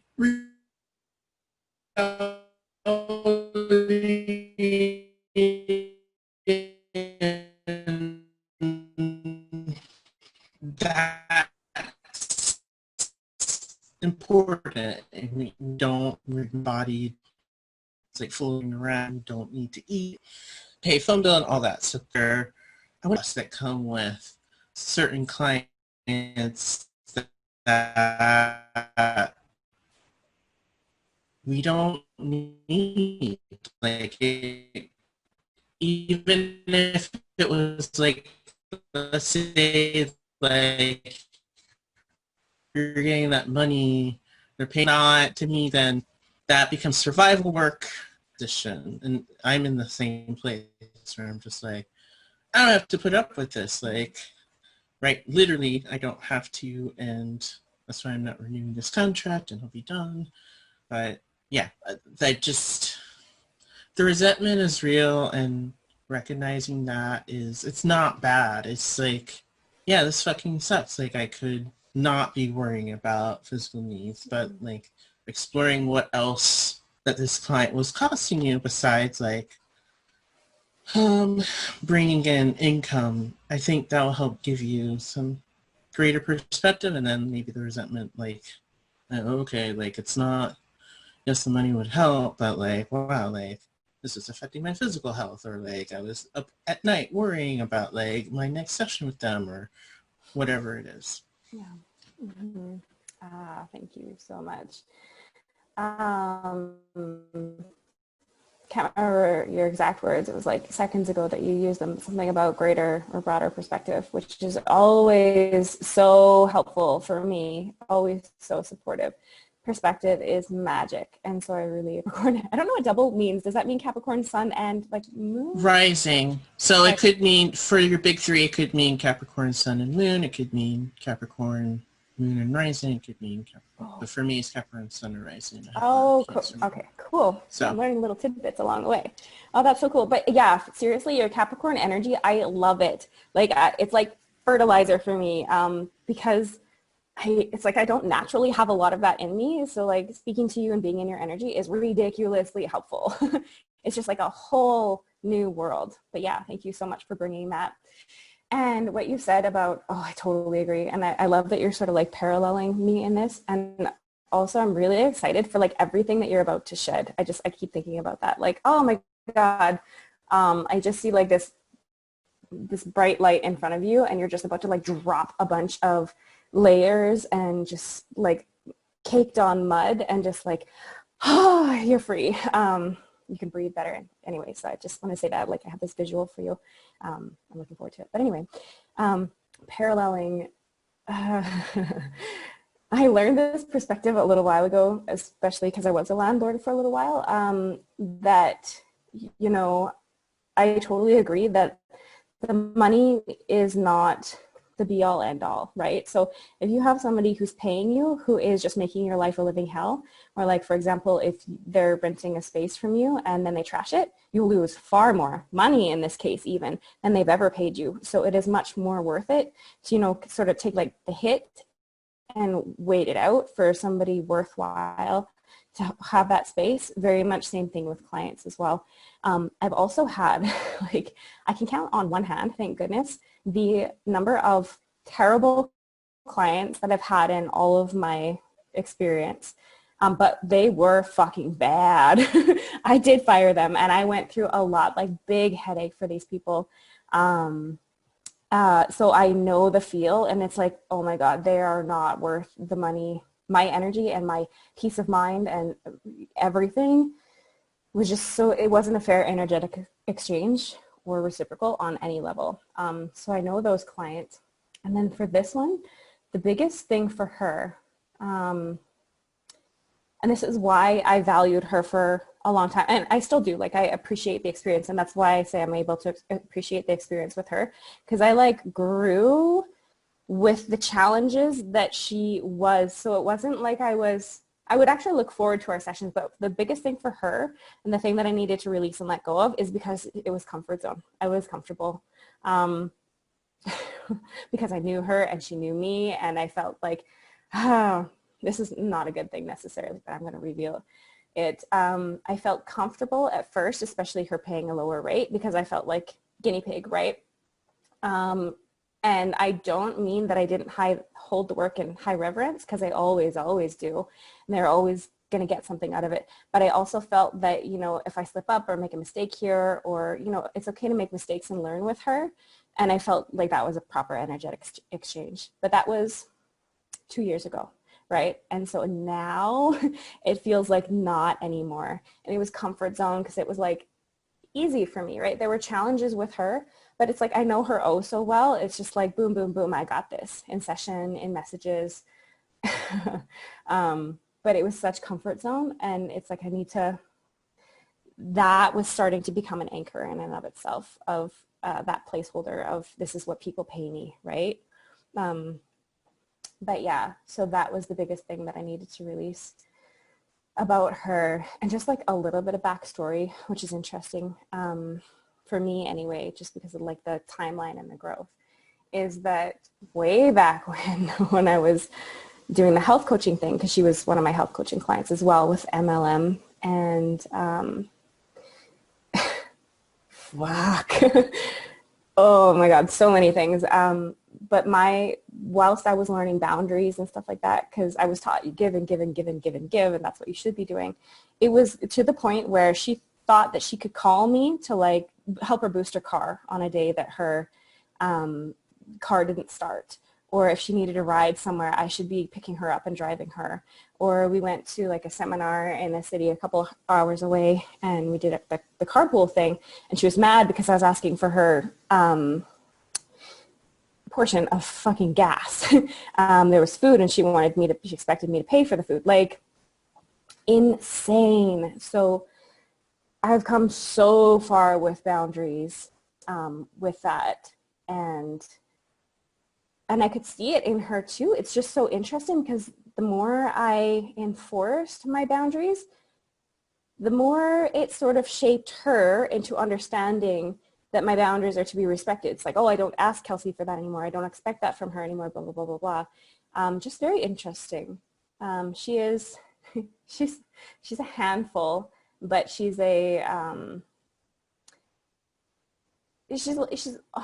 just such inner child stuff. So she's just barely older than me, but she's got a lot of inner child stuff, and that comes out a lot of maturity to be unfolded with her and developed. But all in all, she's very influenced. I could just see how much I've been influencing her, which was also very special to me. and why I felt like I was getting something out of it. So I would like develop confidence and my own growth. And so, yeah, all in all, I don't feel like she was one of those, no, I won't even say I don't feel like she wasn't one of those terrible clients where it's like I can't sleep at night because I'm stressing out so much. But it was like she was a handful. Girl was testing me like kids do, right? Almost like working at a daycare. It's funny because she works at a daycare. But anyway, yeah. And she has inner child stuff. She's Absolutely. acting like a kid in some ways. She needs those boundaries, and that's what she's learning. Big time. And that taught me so much, though, too, about how boundaries are, my boundaries are supportive for other people as well, in terms of influence, in terms of them learning what boundaries are, in terms of, oh gosh, like respecting relationships and all kinds of stuff. So I did derive a lot from it, but also I'm not going to defend that because, like I said, for a while there, I did stand in saying, you know, I'm not ready, we're not ready to sever this relationship yet because so much value was coming out of it. But it's just so interesting how I've come to this precipice of like, oh, there it is. It's finished. Like all done. Because I know now if I were to hang on to her even longer, it would be me compromising my boundaries for what I'm trying to do in terms of financial expansion. Because it really was. I could, if from that honest place within myself, I'm like, that was comfort zone. Comfort zone. It was an easy $181. But yeah, it's time for me to stretch a little bit more and to accept some more, right? And that is a stretch for me. So yeah, I really appreciate you hearing me say all that. It just felt really important for me to express and for me to be able to voice, just to sort of like crystallize and solidify all of this stuff that's been going on. And then Lori, I wanted to come back to what you said. I saw that you were unmuted. Did you want to say something more? Oh, I was just going to give 2 quick reflections, if that's fine. So I just watched the video that I watched last night when I dropped my phone in my face. Part of it was about how in like coaching or mentorship roles, there's a lot of maternalizing or paternalizing that can happen. So I just wanted to offer that like language because that seemed like what you're saying you experienced, like you became mother role or like big sister aunt, any type of suddenly there's this identity blending. And then you followed it up with what I heard and felt as a really beautiful wisdom that you have that you may not realize of teaching boundaries. So perhaps that might align to a type of message your soul is feeling in like a closer time frame. So I know you said everything else was feeling like it was coming more so up here. But just like, what are some tools? And that led me back to something I wanted to share earlier with you but forgot, was that you suggesting the wild offering cards came in at the exact time I needed because I've been pulling one of those cards every day since like I lost the pregnancy, and that has felt like literally like a divine message coming in each day and really meeting my energy needs because it's so messages there that I don't have to expend any energy putting a message to it has helped so much. And so that made me think that helped me in boundaries of coming to self first and not going out and saying, hey, I need someone else to help soothe. So perhaps there's just something there, about how you go about boundaries and giving other people tools that could be self-boundaries. I just have seen you model that, and now I like have language to put towards it. Oh, wow. Oh, man. That's really profound for me. Just going to take a sec to absorb that. Also, I admire every single one of you for the wisdom that just like bursts out of you, just like a fountain of wisdom, each one of you in different ways. And I really appreciate that. Oh my gosh. Lori, so you got that deck? Oh my God. Yay. Oh, because as soon as I saw it, I'm like, it's got Lori's energy all over it. And that's so wonderful that you got it and you resonated with it. And like from the first time I used it, like I literally, and I don't have to put a lot of energy into it. I literally like, it seemed, because I decide how cards break to me based off of like a certain feeling of how they smoosh together after the shuffle, so to speak. And with that deck, I literally shuffle once and then I'll feel the click. And then like I don't even make 3 stacks. It's always like breaks one. Like it's just such an easy deck for me to use. And so it really feels like, yeah, it's just there and the messages are so clear and they've like helped so much, and I wouldn't be able to have that really into like face thing. So yeah, it's just was like the exact deck, and it's just instantly like worked. It's like when I got my pendulum from Anna, I used it like once, and it like almost hit me, like swung so much for the first time. I was like, okay, you're mine. So yeah, I just appreciate that.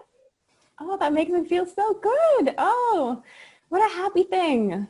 Cool. Thank you for sharing that with me, all of that. And then I wanted to come back to your earlier reflections about the frickin' chrysalis and the butterfly and you still, oh my God, like the cocoon stage. Oh, let me see that. Bring it closer. That's gorgeous. Holy cow. Yeah, I feel that. It's so interesting because in these actually last few years, which has become sort of embarrassing for me, because I shared this with Kristen before I even started Spellbinding Sales. It's like, yeah, I'm in this, cocoon chrysalis stage, and we were talking about it, and she's kind of like, oh, like you're on the edge of it, ready to come out. And I'm like, actually, I'm not. Like, I'm deep in it. Like, I'm DNA soup in here. I'm coming undone right now. But that's embarrassing because it's like, being in there for like years of your life is fucking weird. But anyway, it's so interesting that you said that because it's been coming to the forefront with me again recently, and I've been having internal conversations about it. I'm like, I'm still in this chrysalis stage, but it's interesting because I'm starting to take form now. Before I was breaking down and like just like undoing, and now it's like I'm starting to take shape. I'm definitely not ready, as much as I would love to say, because it's always exciting to be like, announce that like I've arrived, I'm here, I'm transformed, but I'm just not there yet. And so I'm honoring the space that I'm in because it's a gorgeous place to be in a lot of ways.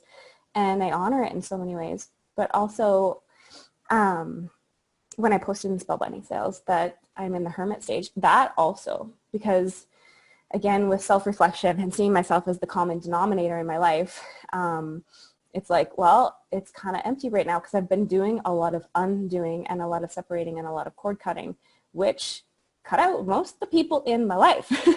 And I remember saying that my mom was somebody who actually, so much about her, Jekyll and Hyde person. She was this brilliant, creative, smart, hilarious, talented, nurturing woman. But she was also, the other side of her was abusive and cruel and just mean. And it's just so interesting. But I lived my life with her sitting there wondering why she was lonely. And while it was clear to everybody else, she fucked shit up so bad with her relationships. And so now I'm sitting here like, because you know how we kind of subconsciously sometimes become our parents? I'm like, oh God. Oh God, oh God, oh God. Like I'm sitting here all by myself. Did I do this to myself? Is this something, did I become toxic? And then I realized, again, that whole tough love part comes first. And I realized that's not what's happened. It's been my choice to end these relationships. And if I'm so honest with myself, I don't miss any fucking of them. Not even one. Even on days where, and I'm never actually lonely because I'm such an introvert. Plus the connections that I have online, plus my dogs are my family, the best family I've ever had in my life. So I'm never actually lonely, but there are times when it's like, oh fuck, like I don't really have that network of support. I don't have those friends who are going to show up for me. I don't have friends I go out with. And then I start to make these new connections, and it happens to be with like that fellow who's hitting on me behind his wife's back and like stuff like that. And so it's like, oh, fuck, well, let's sever that one. But it's like, here I am, the common denominator again. I'm all by myself, and I did it to myself. And then on this warrior side of me is like, fuck yeah, I did this because I'm creating something different. I'm creating something new. And it feels like it feels a lot like breaking generational curses. And I have to really honor this empty stage and understanding that I'm creating space for all kinds of things I've never even, my life has maybe not even seen the light of yet. That was almost like a side tangent, but again, that felt really ridiculously important. So thank you for letting me share that. Yeah. I just wanted to say one thing about arriving and having arrived. This is a spiral. Life is a spiral. We're constantly arriving. You'll be here like 5 years from now being like, I'm in another chrysalis.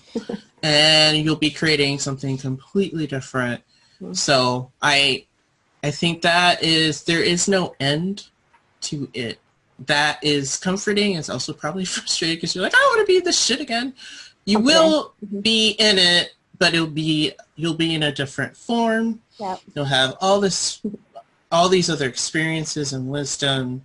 So, I mean, I think a lot of us are like, okay, once I get here, then, I mean, I'll say at least for like getting basic needs met, yeah, like that is like, whew, like then it'll be different and it'll feel like an arrival, and you should celebrate that. And like getting a business solvent and profitable, like those are brass rings that are important. But I think especially in our society, like we have these like, okay, once I own a house, once I get married, once I have kids, like it'll always be something.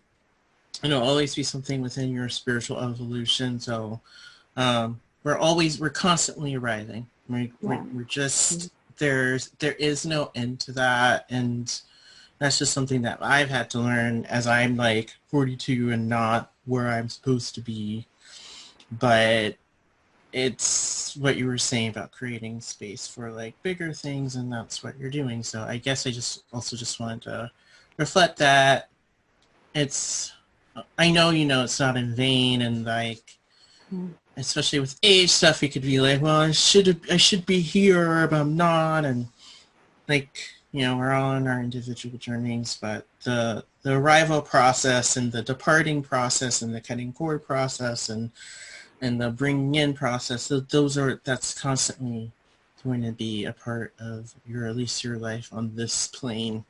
I don't know how it is on other planes, but that's just something that I've had to like embrace the past few years, that there is no end to it, and this is just life. But there is a joy in that once you're departing something, you're arriving somewhere else, and it'll be somewhere that you want to be, and that honoring like where you've come from is super important as you're focusing on where you're arriving to. Yeah, anyway, I hope that resonates, but I just was yeah, like you'll arrive, you'll be a butterfly, and then you'll transform into something else, and it'll be even more beautiful and more resonant for you. That's just what we do. Thanks, Deborah. And I know that, and I feel that because I've transformed so countless times in my life before. And I already fucking know. It's so funny because I already know that it feels like death. It's like, this is the end. I'm coming undone. I'm feeling that molecular pull. And then it's like, I come out on the other side of that 10 times more wise, 10 times more beautiful, and 50,000 times more myself. And I look back on that and I'm like, do I want that old version? Hell no. Do I hate that old version? No, I love it, but I'm finished with it. Right. And it's so funny though, because when I approach another like death stage, I'm like, oh fuck, here it is. It's the end of me. Like with this, my dog feeling unwell and just knowing that she's older, it's like that has been tearing me apart. And I've been battling so much with that because that's like so much. She's me. Like she's she's this gorgeous extension of me. And it's like, so I know these pieces are coming and I'm like, I fucking hate it. I hate it. I'm dying. This will be the end of me. I will crack and I will break and this will be it. But I also know the wiser part of me, there's another side to that. And yeah, so everything you just said is big hell yeah, and does resonate. Thank you, Deborah. Something I was going to share along that lines was like the visualization I got when you were sharing, Kelsey, was how can you be an interior decorator for your cocoon? Because if you're in there, like, because now if you have some form, there can be a decorator side where you're able to make things on the material plane more soothing. And then there's the designer part of really archetyping out things that essentially it's like, how are you designing and decoring your, like the internal process. So that way when you're merging, there's this external garden is what I saw of like, you're cutting those cords and getting rid of those people. So that way what you're coming out to are all the energies and people who will be able to nourish you as who you're coming out as, so like there's a lot of sovereignty and agency and choice when you're able to feel that energy of designer and the decorator, because they're yeah, there's just a different frequency there that like maybe something to play with. And also like the message that I really heard when you were, I don't remember what you were saying, but it was like, you can't receive with a clenched fist. I would like read that 8 different ways yesterday, like that same kind of message. Sometimes you have to have this willingness to go to something unknown, and then you like get tenfold what you could have expected. I don't really know where I was going with that part, but it came through at some point, so maybe it'll do something or it won't. Absolutely. Yeah, that rings true in such a big way too. And for me, it's all faith at this point. It's so interesting. It's like knowing that I'm in this shedding stage is undoing, and it's all faith, believing just with my heart and soul that more and nourishing relationships can come through. Because in this reflection, once I've, like in hindsight, now that I've, cut these cords, I'm like, in the moment, because I see the value in everybody, like I see the light in everybody, which is trouble sometimes. While I was in the midst of these relationships, I'm like, it's not actually that bad. It's like, it's pretty good and there's benefits and blah, blah, blah. But in hindsight, it's like, oh my God, so much of that was toxic garbage. Like that person was a frenemy. She wasn't really cheering me on. She was just constantly hoping I would trip up and like all kinds of things. So it's pure faith, seeing, like believing that, like you said, people will embrace and nourish me as who I'm becoming. That resonated so deeply because there's a part of me that's like, I've literally never experienced that before. And so what if that's not available to me because like I'm, the one exception or whatever. But yeah, and it's just so interesting because realizing in hindsight, and I didn't realize this until a couple years ago when a therapist actually asked me, she's like, have you ever had a healthy relationship with a female or a woman in your life? I'm like, because at that point I hadn't even realized that I hadn't. And I literally haven't had like a close one that is not toxic, which is scary, except for my dogs. Like seriously, they are everything to me, more than you imaginable. But these are like the first healthy family relationship links that I've had, first healthy, loving, unconditional female links that I've ever had. So it's so interesting for me to be in like sisterhoods and stuff like that, because I'll see people and I will see this like amazingness in them, but still I feel like I'll clam up a little bit because I'm like, I'm the outcast, or like I just like that wounded part of me can't make that deep link like I want to. I know I'm changing all of that by clearing so much of this. That was also a long thing, but that felt really important to express. So thank you for allowing that too. Mm-hmm. Yes. But yeah. More in there? What's that? You got more you want to express? I do. I'm very expressive today. You need it out. Yeah. Just so many beautiful things coming to the surface today. Which is interesting because I kind of feel like I've unlocked something in myself, because often I'll come to mentorship sessions with all of it inside of me, but it's like, I can't access it. Like I don't know how to get in there. It's locked up somehow. But yeah, it feels like it's really flowing today. The other part that I kind of wanted to touch on quick. Hang on, Lori says, what do you need to feel belonging? Oh man, support is like unconditional acceptance, and support is the first thing that comes up. Because another thing that I've, like a deep wound for me, is being unsupported in my life. And like for a large part of my life, in so many pivotal, important, what do you call it? I can't remember what it's called, but like just those most important moments in your life when you needed support and you didn't get it. Lots of trauma around that. But yeah, I think that was probably a reciprocal question, rhetorical question, but there it is. Thank you for asking that. But yeah, it's support. It really is, to feel fully unconditionally supported and accepted. And it took a long time for me to figure that out, but now it's at the forefront. Lori says, connecting to your divinity seems to be part of yourself, literacy, and how you know what support. Hang on, I gotta click on it. And how you know what support you need. Yeah, thank you so much.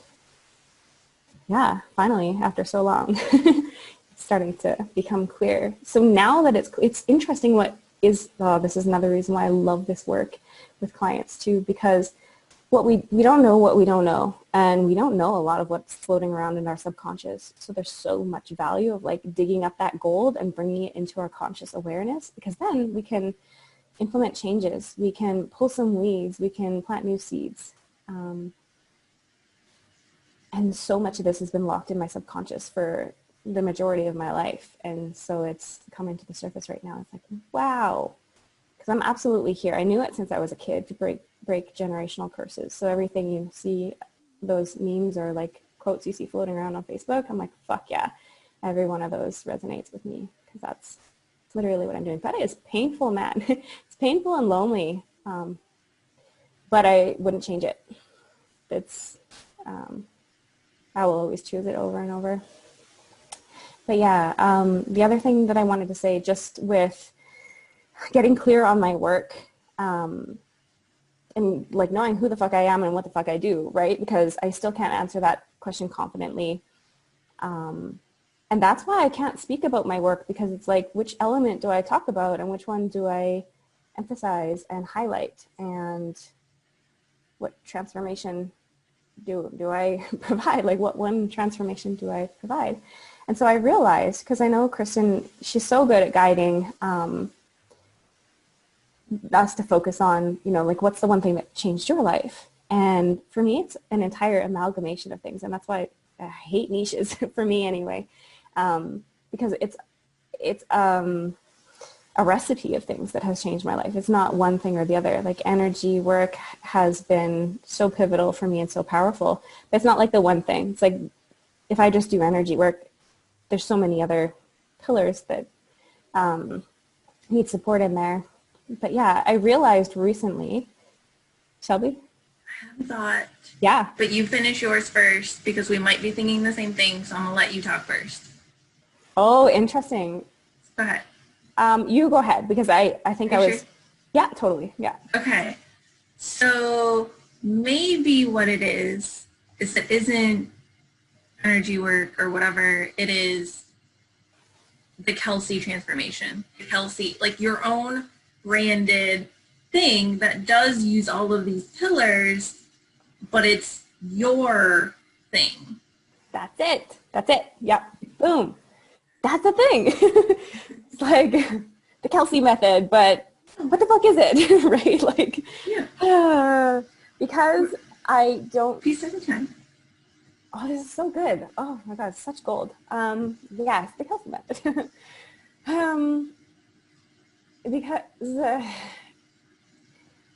Because I started off in MLM, so I say, like, I've been on this entrepreneurial journey. It's something I use to judge myself, by the way, too, for like, how many years? Whoa. Yeah, like 6 years. I had to count on my fingers for a second there. I hope you didn't see my fingers pop up. But anyway. I do too. You're good. I told you anyway. But 6 years. But for the first few years was MLM and health coaching, right? And so I don't have all of these clients. I can't say, you know, I've worked with hundreds of women or hundreds of people and they've experienced this. So I can't tap into that, like that one transformation that everybody says that they've had. And then everybody who's experienced my work so far has like a little different tidbit, which I absolutely love. That's so exciting and nourishing. But still, it's like I can't distill it down to one thing yet. So it comes out as like this word vomit or like this confusion where it's just convoluted in my head, and I try to bring it to the surface and then it just gets stuck or clogged. So there's that. So I noticed that I just, because it's a brilliant thing to say, you know, like, what have your clients experienced of you? What do they say about you? And it's like, oh, there it is. It's not like that for me. So I've had how many one-on-one clients? 3 for the longer term packages since 2018, I think. So a couple longer term ones. But yeah, so I don't quite have that yet.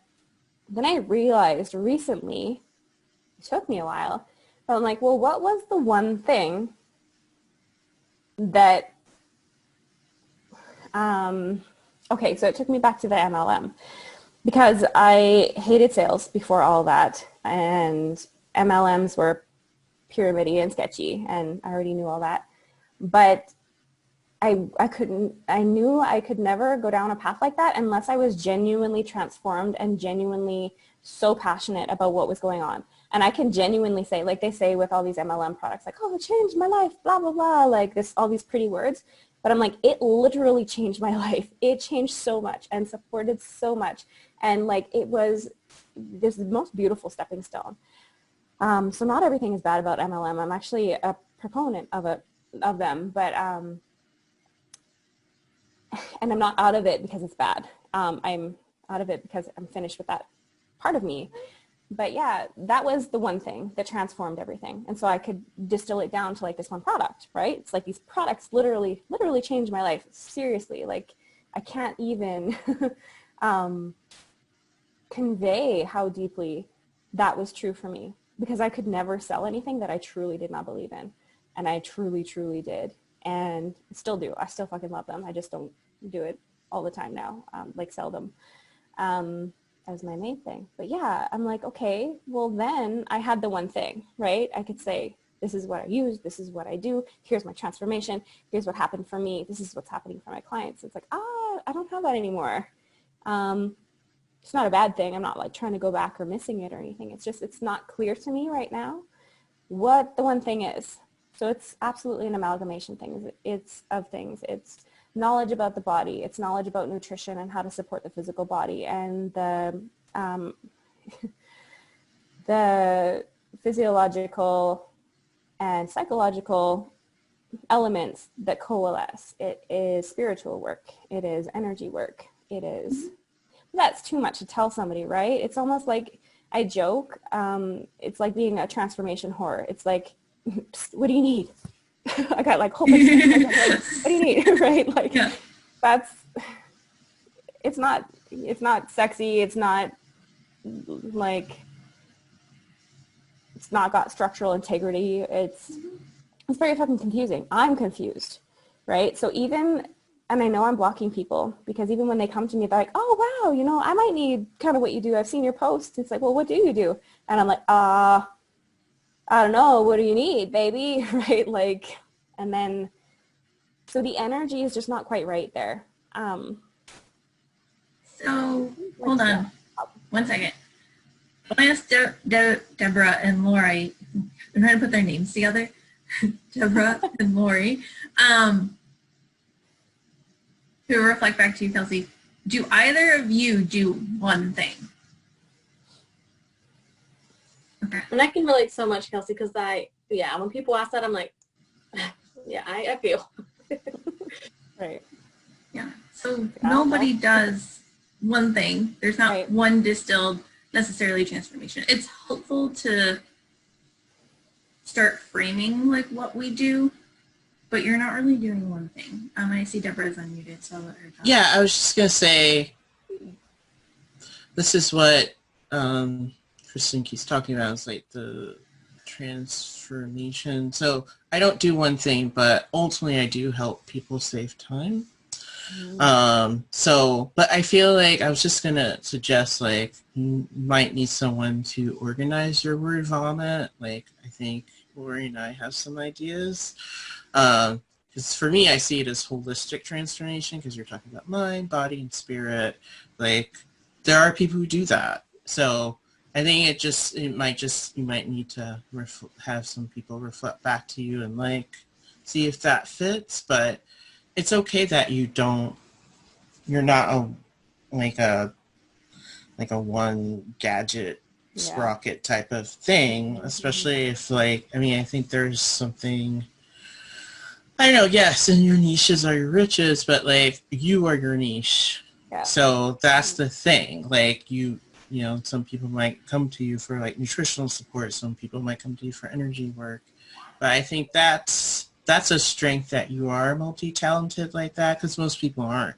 Most people are like, I just do this and I just do that, but that you're kind of one-stop shopping. Anyway, I just feel like, I don't think it's hard. I just think to figure that out, I just think you need to talk to different people and like keep having conversations about this, and then things start to crystallize. If you can distill it, fine, but I wouldn't worry about that as much as like if there are packages or services that resonate with you right now, just start, at least in my opinion, you can start offering them without having like, oh, now I know what the one thing is. You don't, what you might actually find is as you sell that stuff, the one thing will come out of that, and then it'll be like, oh, like you start to see the thread.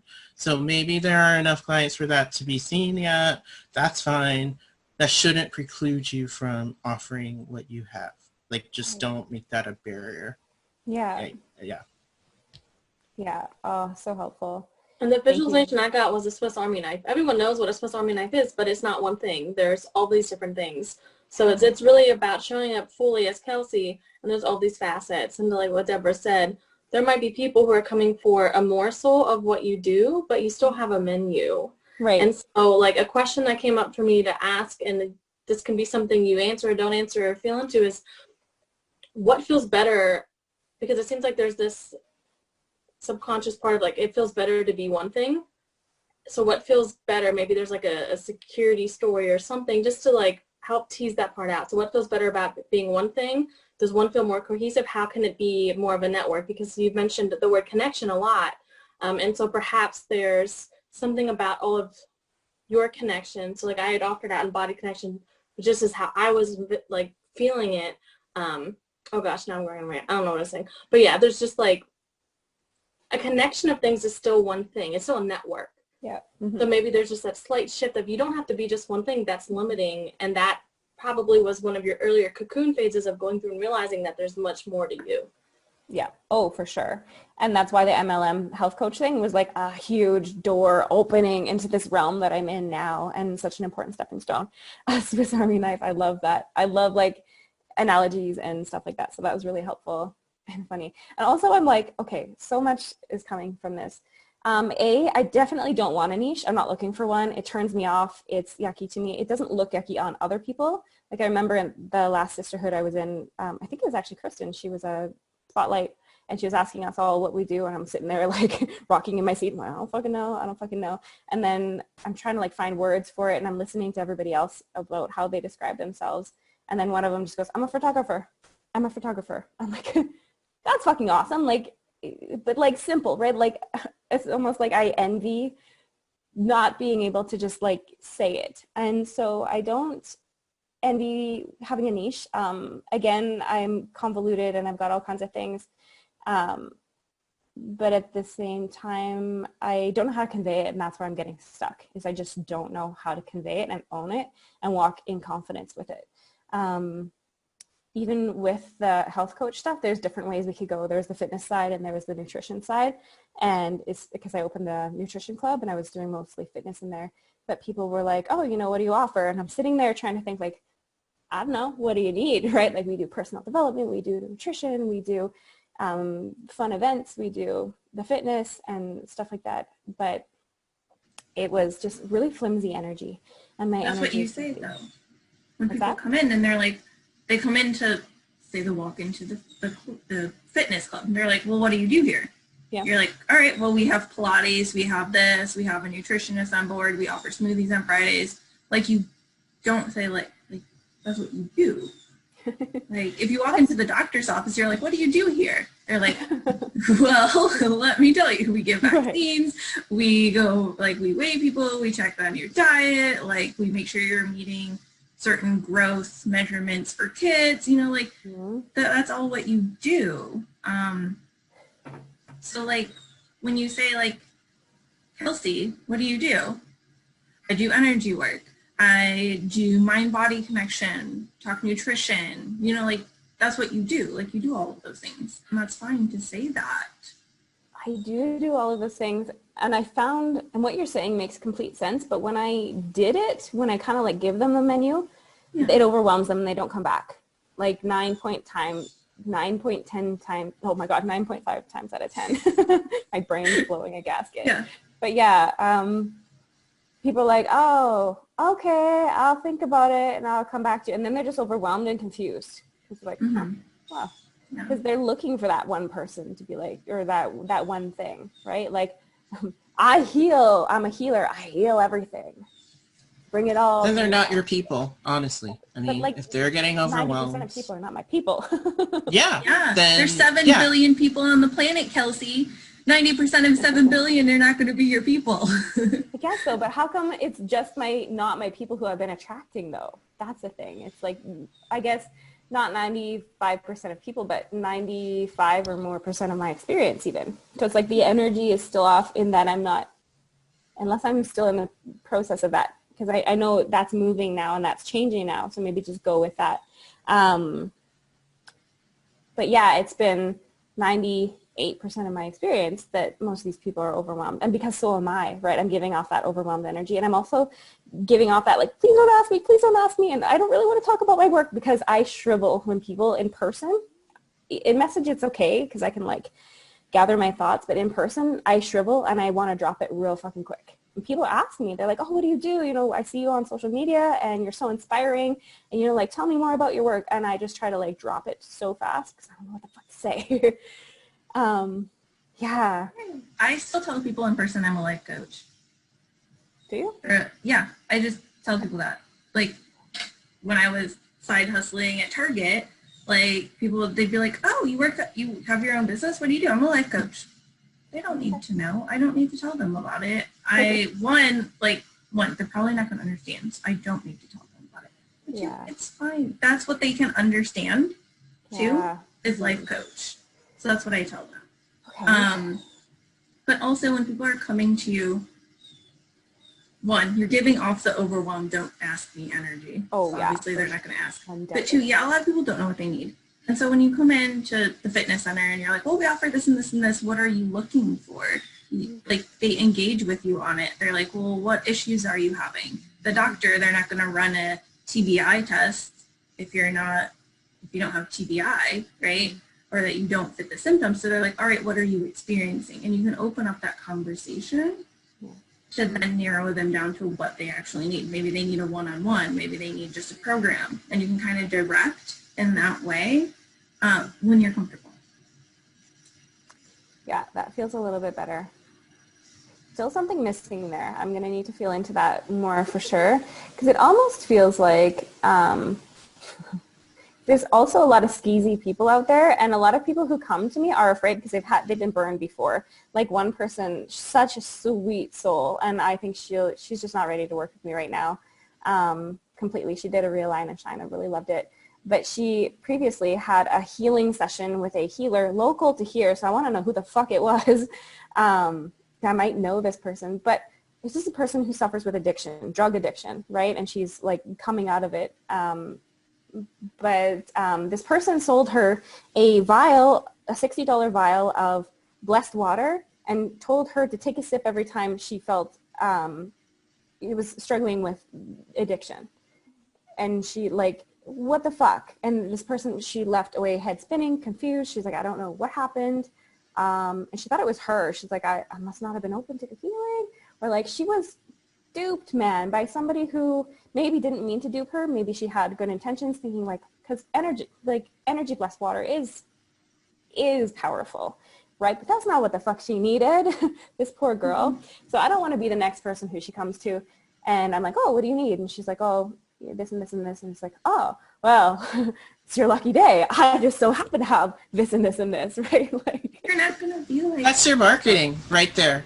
You can say, I am not this. I mean, you don't have to be like, I am not a skeezy person, but I think there's ways that you can stick out and show your integrity, and that is one huge attractive force when you're talking about this. If you can talk about experiences of people who have been not on the up and up, and like what someone who is a transformation coach, life coach, holistic transformation catalyst, whatever you want to call yourself, and what that looks like, because that'll actually help other people who are looking for that sort of help. It might not be you, but I think that would actually be like a helpful series, or like series of blog posts or something, because I know like that is something that continually comes up in the spiritual community? How do I tell the real from the fake? That could be like something that could, because I mean, I feel like you feel really strongly about that. So talk about it, and that can also help you stick out, and so your people can be like, oh, that's Kelsey, and I want to work with her because of who she is and the energy that she's bringing. Very helpful. Mm-hmm. That's true. And when you use your fuck yes in terms of how you're marketing yourself, how you believe in what you're doing, that is a totally different energy than I don't want to do this. I don't want people to experience that. I want to, because, and those are beautiful, wonderful properties to have, and they're super valid. But if because you mentioned earlier, like that perception, if you shift your perception to also include like, that is a fact, but my anchor, all these things that I want people to experience. I want to be doing this. I want to be this type of role. I want to experience this type of exchange. That then again is that beacon. It changes the hue of the light that you're shining out. Mm-hmm. And so it just, yeah, it's so important, and it's so beautiful to hear someone who has that strong conviction and you know what you don't want to do. Mm-hmm. What's the counterpart of that? What are the things that you definitely want to do? Because that's them, again, people can self-identify with that more clearly, to be like, they'll know their own story and be like, oh, because like you said, what you need is support. People might say, oh, I need transformation, and I need it to be from someone who feels like they offer those other things that I have. So really like, yes, and the shit out of all the things you do want, and how you feel, to speak, and that becomes what Kelsey is on an energetic level. The words will come to it, or they won't, and you can just have emojis and I don't know. There's so many ways to express yourself, and they're all totally valid. Yeah, that's true. I just need to tap into that like clarity within myself.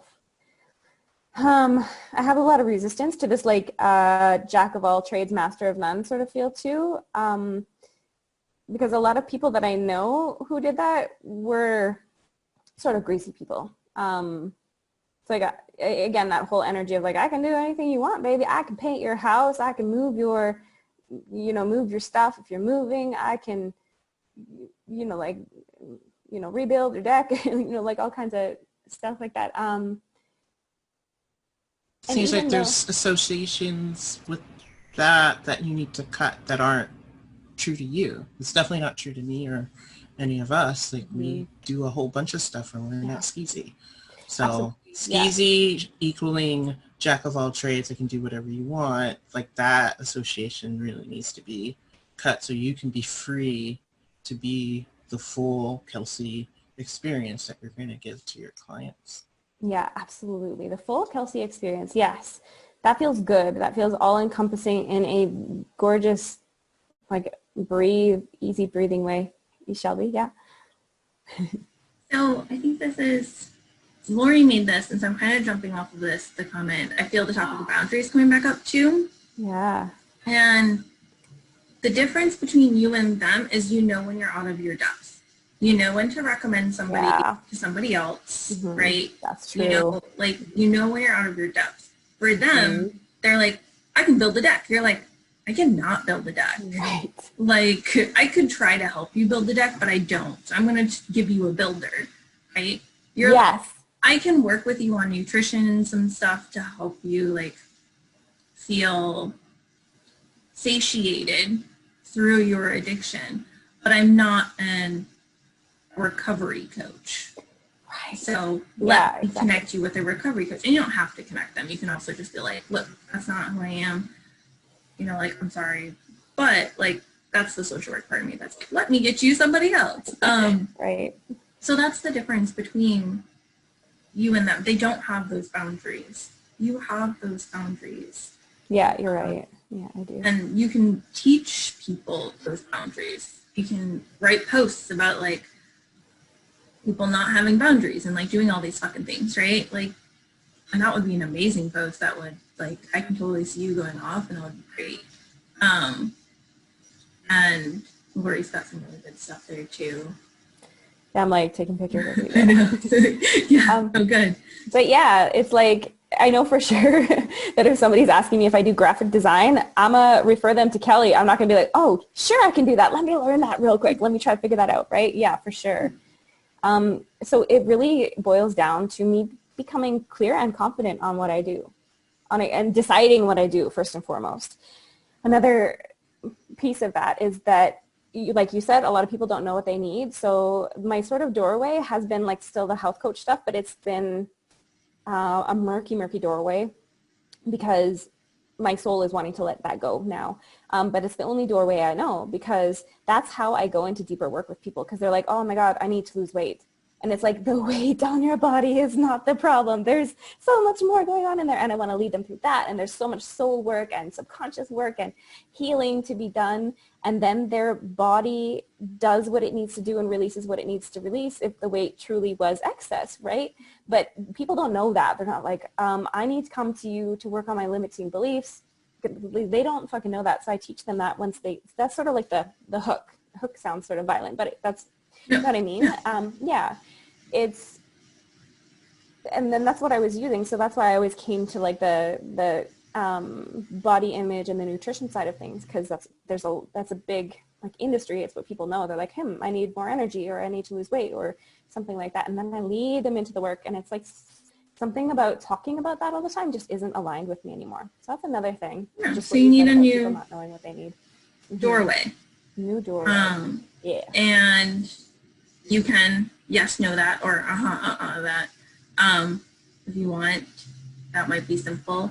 You can pull your group and your people who comment for Mystic Mondays, like, hey, what do you guys struggle with?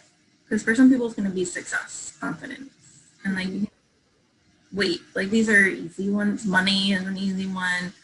I like the doorbell. So Lori mentioned, feels like a doorbell giving you an option to consent to deeper work. So it's whatever that their on-ramp, here's a Lori word.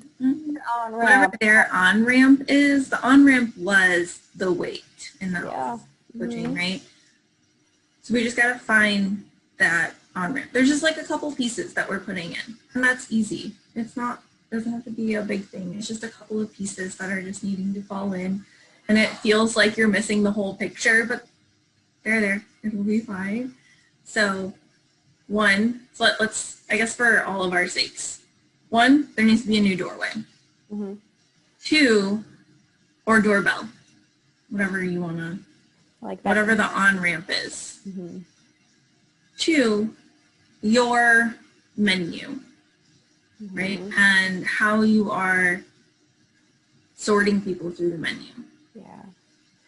I use a quiz for my intuition stuff. I have a little quiz. Oh, I love that. And like figure it out. So you could make a little inventory for people, a life inventory. Where do you want the most transformation in your life right now? And they can do a little life inventory. And for you, it might not be love, it might not be health in those spaces, but if they're doing this inventory, you can kind of sort them like, oh, love is your big one right now. That's not me. Oh, this is your big one right now. I can do that. So it sounds like you need like a sorting mechanism. Sorting mechanism for sure.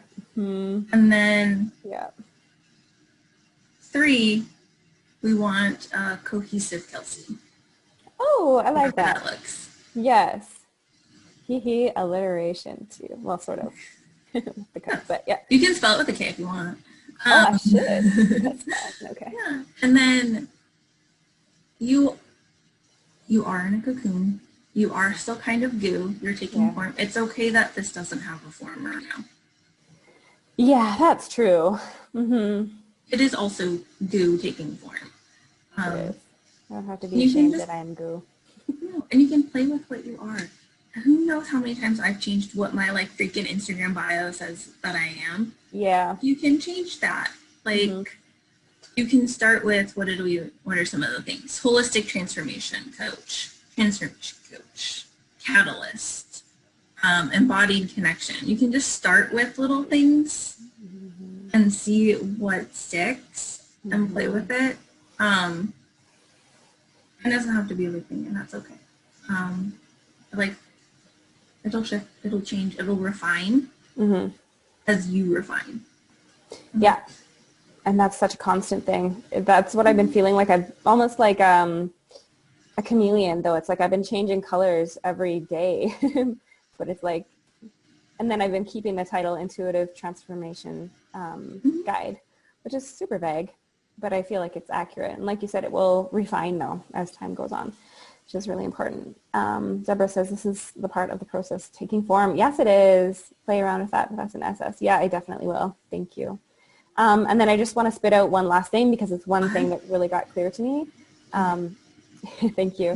It's like, okay, the things that have changed in my life overall, the things that have changed me completely, and this is the thing, I found the common thread, which is so exciting, is that in client sessions, the thing that always, always, always comes up is the subconscious beliefs, perspective shifts, state shifts. Working with the subconscious is such a big one, and like the beliefs, it's like the core of everything. It's what directs our life. It's what makes our changes, and then it branches out to every other dimension in life, where it's like relationships. This is your body. This is your work. This is your money. This is everything. This is where I start to get Jackie of all tradie, but yeah, it's beliefs, and then shifting those beliefs, and then it's interesting because it's like, fuck, that's the one thing I don't have like formal training on, and I know there's a whole thing about formal training and how we don't need it. But also at the same time, I feel like formal training would be beneficial before I start doing that work, because I know what I know from what I've learned, but there's a whole world of stuff that I still don't know before I can promote that I help you shift all your subconscious beliefs and do that. But that is like the one common thread, the core, and the thing that has changed my life from ever since I can remember and continues to do so all throughout my life. But yeah, so that was really exciting to reveal. And so just wanted to say that.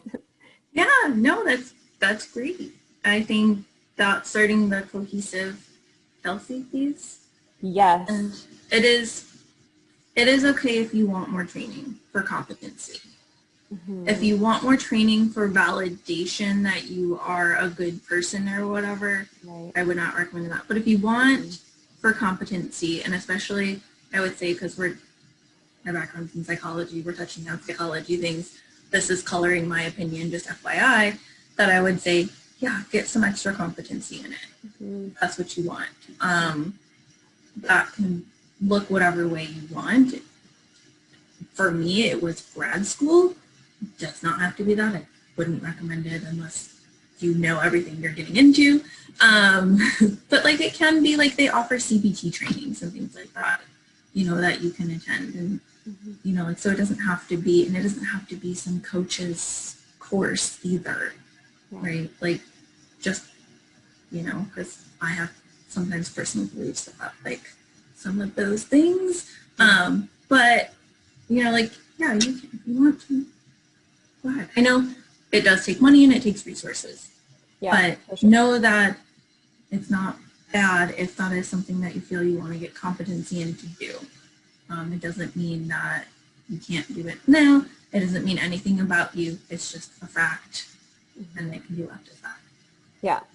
And I also just need to know that I can be supported and make money before, like that doesn't need to be a destination point, but I have more than enough to give to people to make money and support myself while I do that, because ain't no way I have the resources for that right now. So it's like I don't need to just hit pause on everything before I continue forward with my work. But yeah. Okay, awesome. Thank you. I took up a lot of time and space today, more than I'm used to, way more than I'm comfortable with, and I really appreciate you all being so patient and so supportive.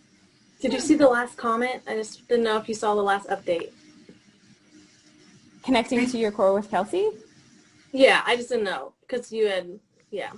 I fucking love it. It was like a late riff, but yeah, you had said something about the core is the thread. Oh my God. And yeah, the words in my... So good. Oh my God. Like seriously, everything you guys have been adding, I really have been clicking away because I know you post the chat stream later, but it helps for me to have it like readily available. But yeah, oh my God, so many good things in here that are like click moments for me. Connecting to your core with Kelsey, absolutely adore that. Thank you for offering that. And if you don't mind, I think I'm going to use it. Things come to my head to share. That's the only thing I like about my grant writing job is that whenever I get that wording for like what to call a grant, and then after that I'm like, I have to write it. But that's a different tangent. But Oh, that was so good and way more accurate than what I've been trying to like chip away at. So yeah, it's just things that are just floating around again on that other side of that glass that I know are there and I can feel the essence of, but I can't find the words for or like form the concept. This is really, really helpful for me. Thank you. Maybe it worked out this way because you need to be comfortable or become more comfortable taking up space and talking like this. Oh, So for sure. it worked out that it was a smaller group. It worked out that we were here. I actually wrote that, Shelby. I wrote, it's okay to take up space for doing many things and being many things. Because that was something that I heard, but like, yeah, I wrote it down. And then, so I'm glad you said it. So like, that might be, yeah, triggering, but since you on ramp for bringing it up, Shelby, no. Oh, that's really good. So fitting. So nourishing. This has been so incredibly nourishing and healing in and of itself. So I love you all. Yeah, and I mean, I took notes, like, just to have notes for this, but, like, I'm taking some of this for me, too. So, like, know that when you are talking and things that you are going through, we're all getting stuff out of it, too. Oh, good. You know? Yeah. So, like, Deborah sharing her experience with a PETA client and letting that client go, like, we're all getting stuff out of that, like, and we're mirroring each other in different ways. And I also want to say I'm so proud of you guys for, like, continuing on when my internet dropped, and that you guys were, like, it looked like, I wasn't there, you guys may have, like, taken a second and been like, what the heck? But when I came back, it was like you guys were just on it and you were going, and it was amazing, and I was like, oh. Deborah didn't skip a beat. She was like, boom. She's like, I am the host now. It was amazing. Capricorn taking a power vacuum. That's what happens. So watch the recording for better or later, for you will be worse. impressed. Yeah. Yeah, I don't know if I'll have a recording because it, like, cut out, and it started. Right. So I have two I'm going to have to stitch together to give you guys. Yeah. So we'll I don't know. I mean, it wasn't, the recording light didn't drop when you okay. did. So it just, we just switched hosts. Yeah. So I don't know if there's a gap and I'm the one who's supposed to fill it. I don't know. I'll see when we leave. Let me know when we leave if it, like, gives you a thing. Okay. But I do know I have one that was trying to convert, so I do know I will have two pieces. Okay. I just don't know what will be on that piece. So, FYI though, for everybody's information, it'll take a little bit longer then to, like, get it to you because I'll have to piece it together. And it takes a moment for that to process. Like, it's a super easy thing, but, like, for the software to process and save it, it takes a moment. So there's that. But you guys are so amazing. I love you guys. Claps for everybody. Yeah. I gotta do T-Rex clap. Yeah. we don't need, like, giant claps from Lori today. Okay. So does everybody feel like they got everything that they needed? This is my favorite one. I also like small groups, so okay. Thank you. Me too.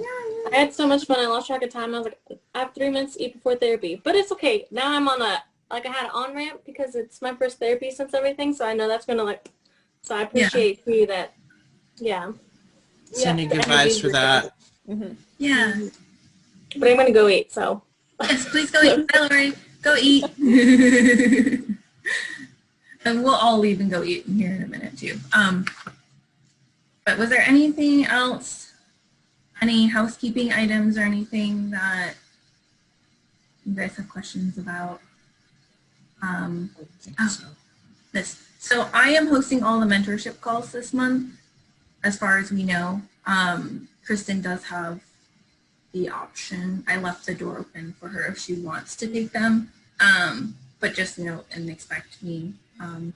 So she has some, birth, like, is traumatic on the body and whatnot, and babies, they need a lot of attention, they need a lot of care, they can't do it for themselves. So she's been in and she's been commenting, and you guys have seen her. So we're just kind of we're onboarding, we're on-ramping. But she's It'll depend on where she's at, what she takes over and when, but she is still here. She is still reading things, and her and I still talk, and so she is still getting like updates and stuff. So know that she loves you guys, and she's rooting for all of you, and for everybody who's watching the recording of this for whatever reason, please know that too. But we will keep you all updated on those sorts of things as they happen. But yeah, just know and expect that I will be doing the mentorship calls, obviously the Reiki, and I put my hand here because the bowls are over here. And then Pam is going to be doing the co-working call. Awesome. Sounds good. Perfect. Okay. Thank you so much. You're Thank welcome. You're welcome. Thank you guys for today and for being so amazing. Thank you. Right back. Thank you. You're welcome. All right. Go eat. Go do whatever you need to do. You please message me if you have follow-up thoughts or things and whatnot, and I will get the recording to you. Thanks, Shelby. Thank you so much, everyone. You're welcome. Bye, Wonderful day. Bye.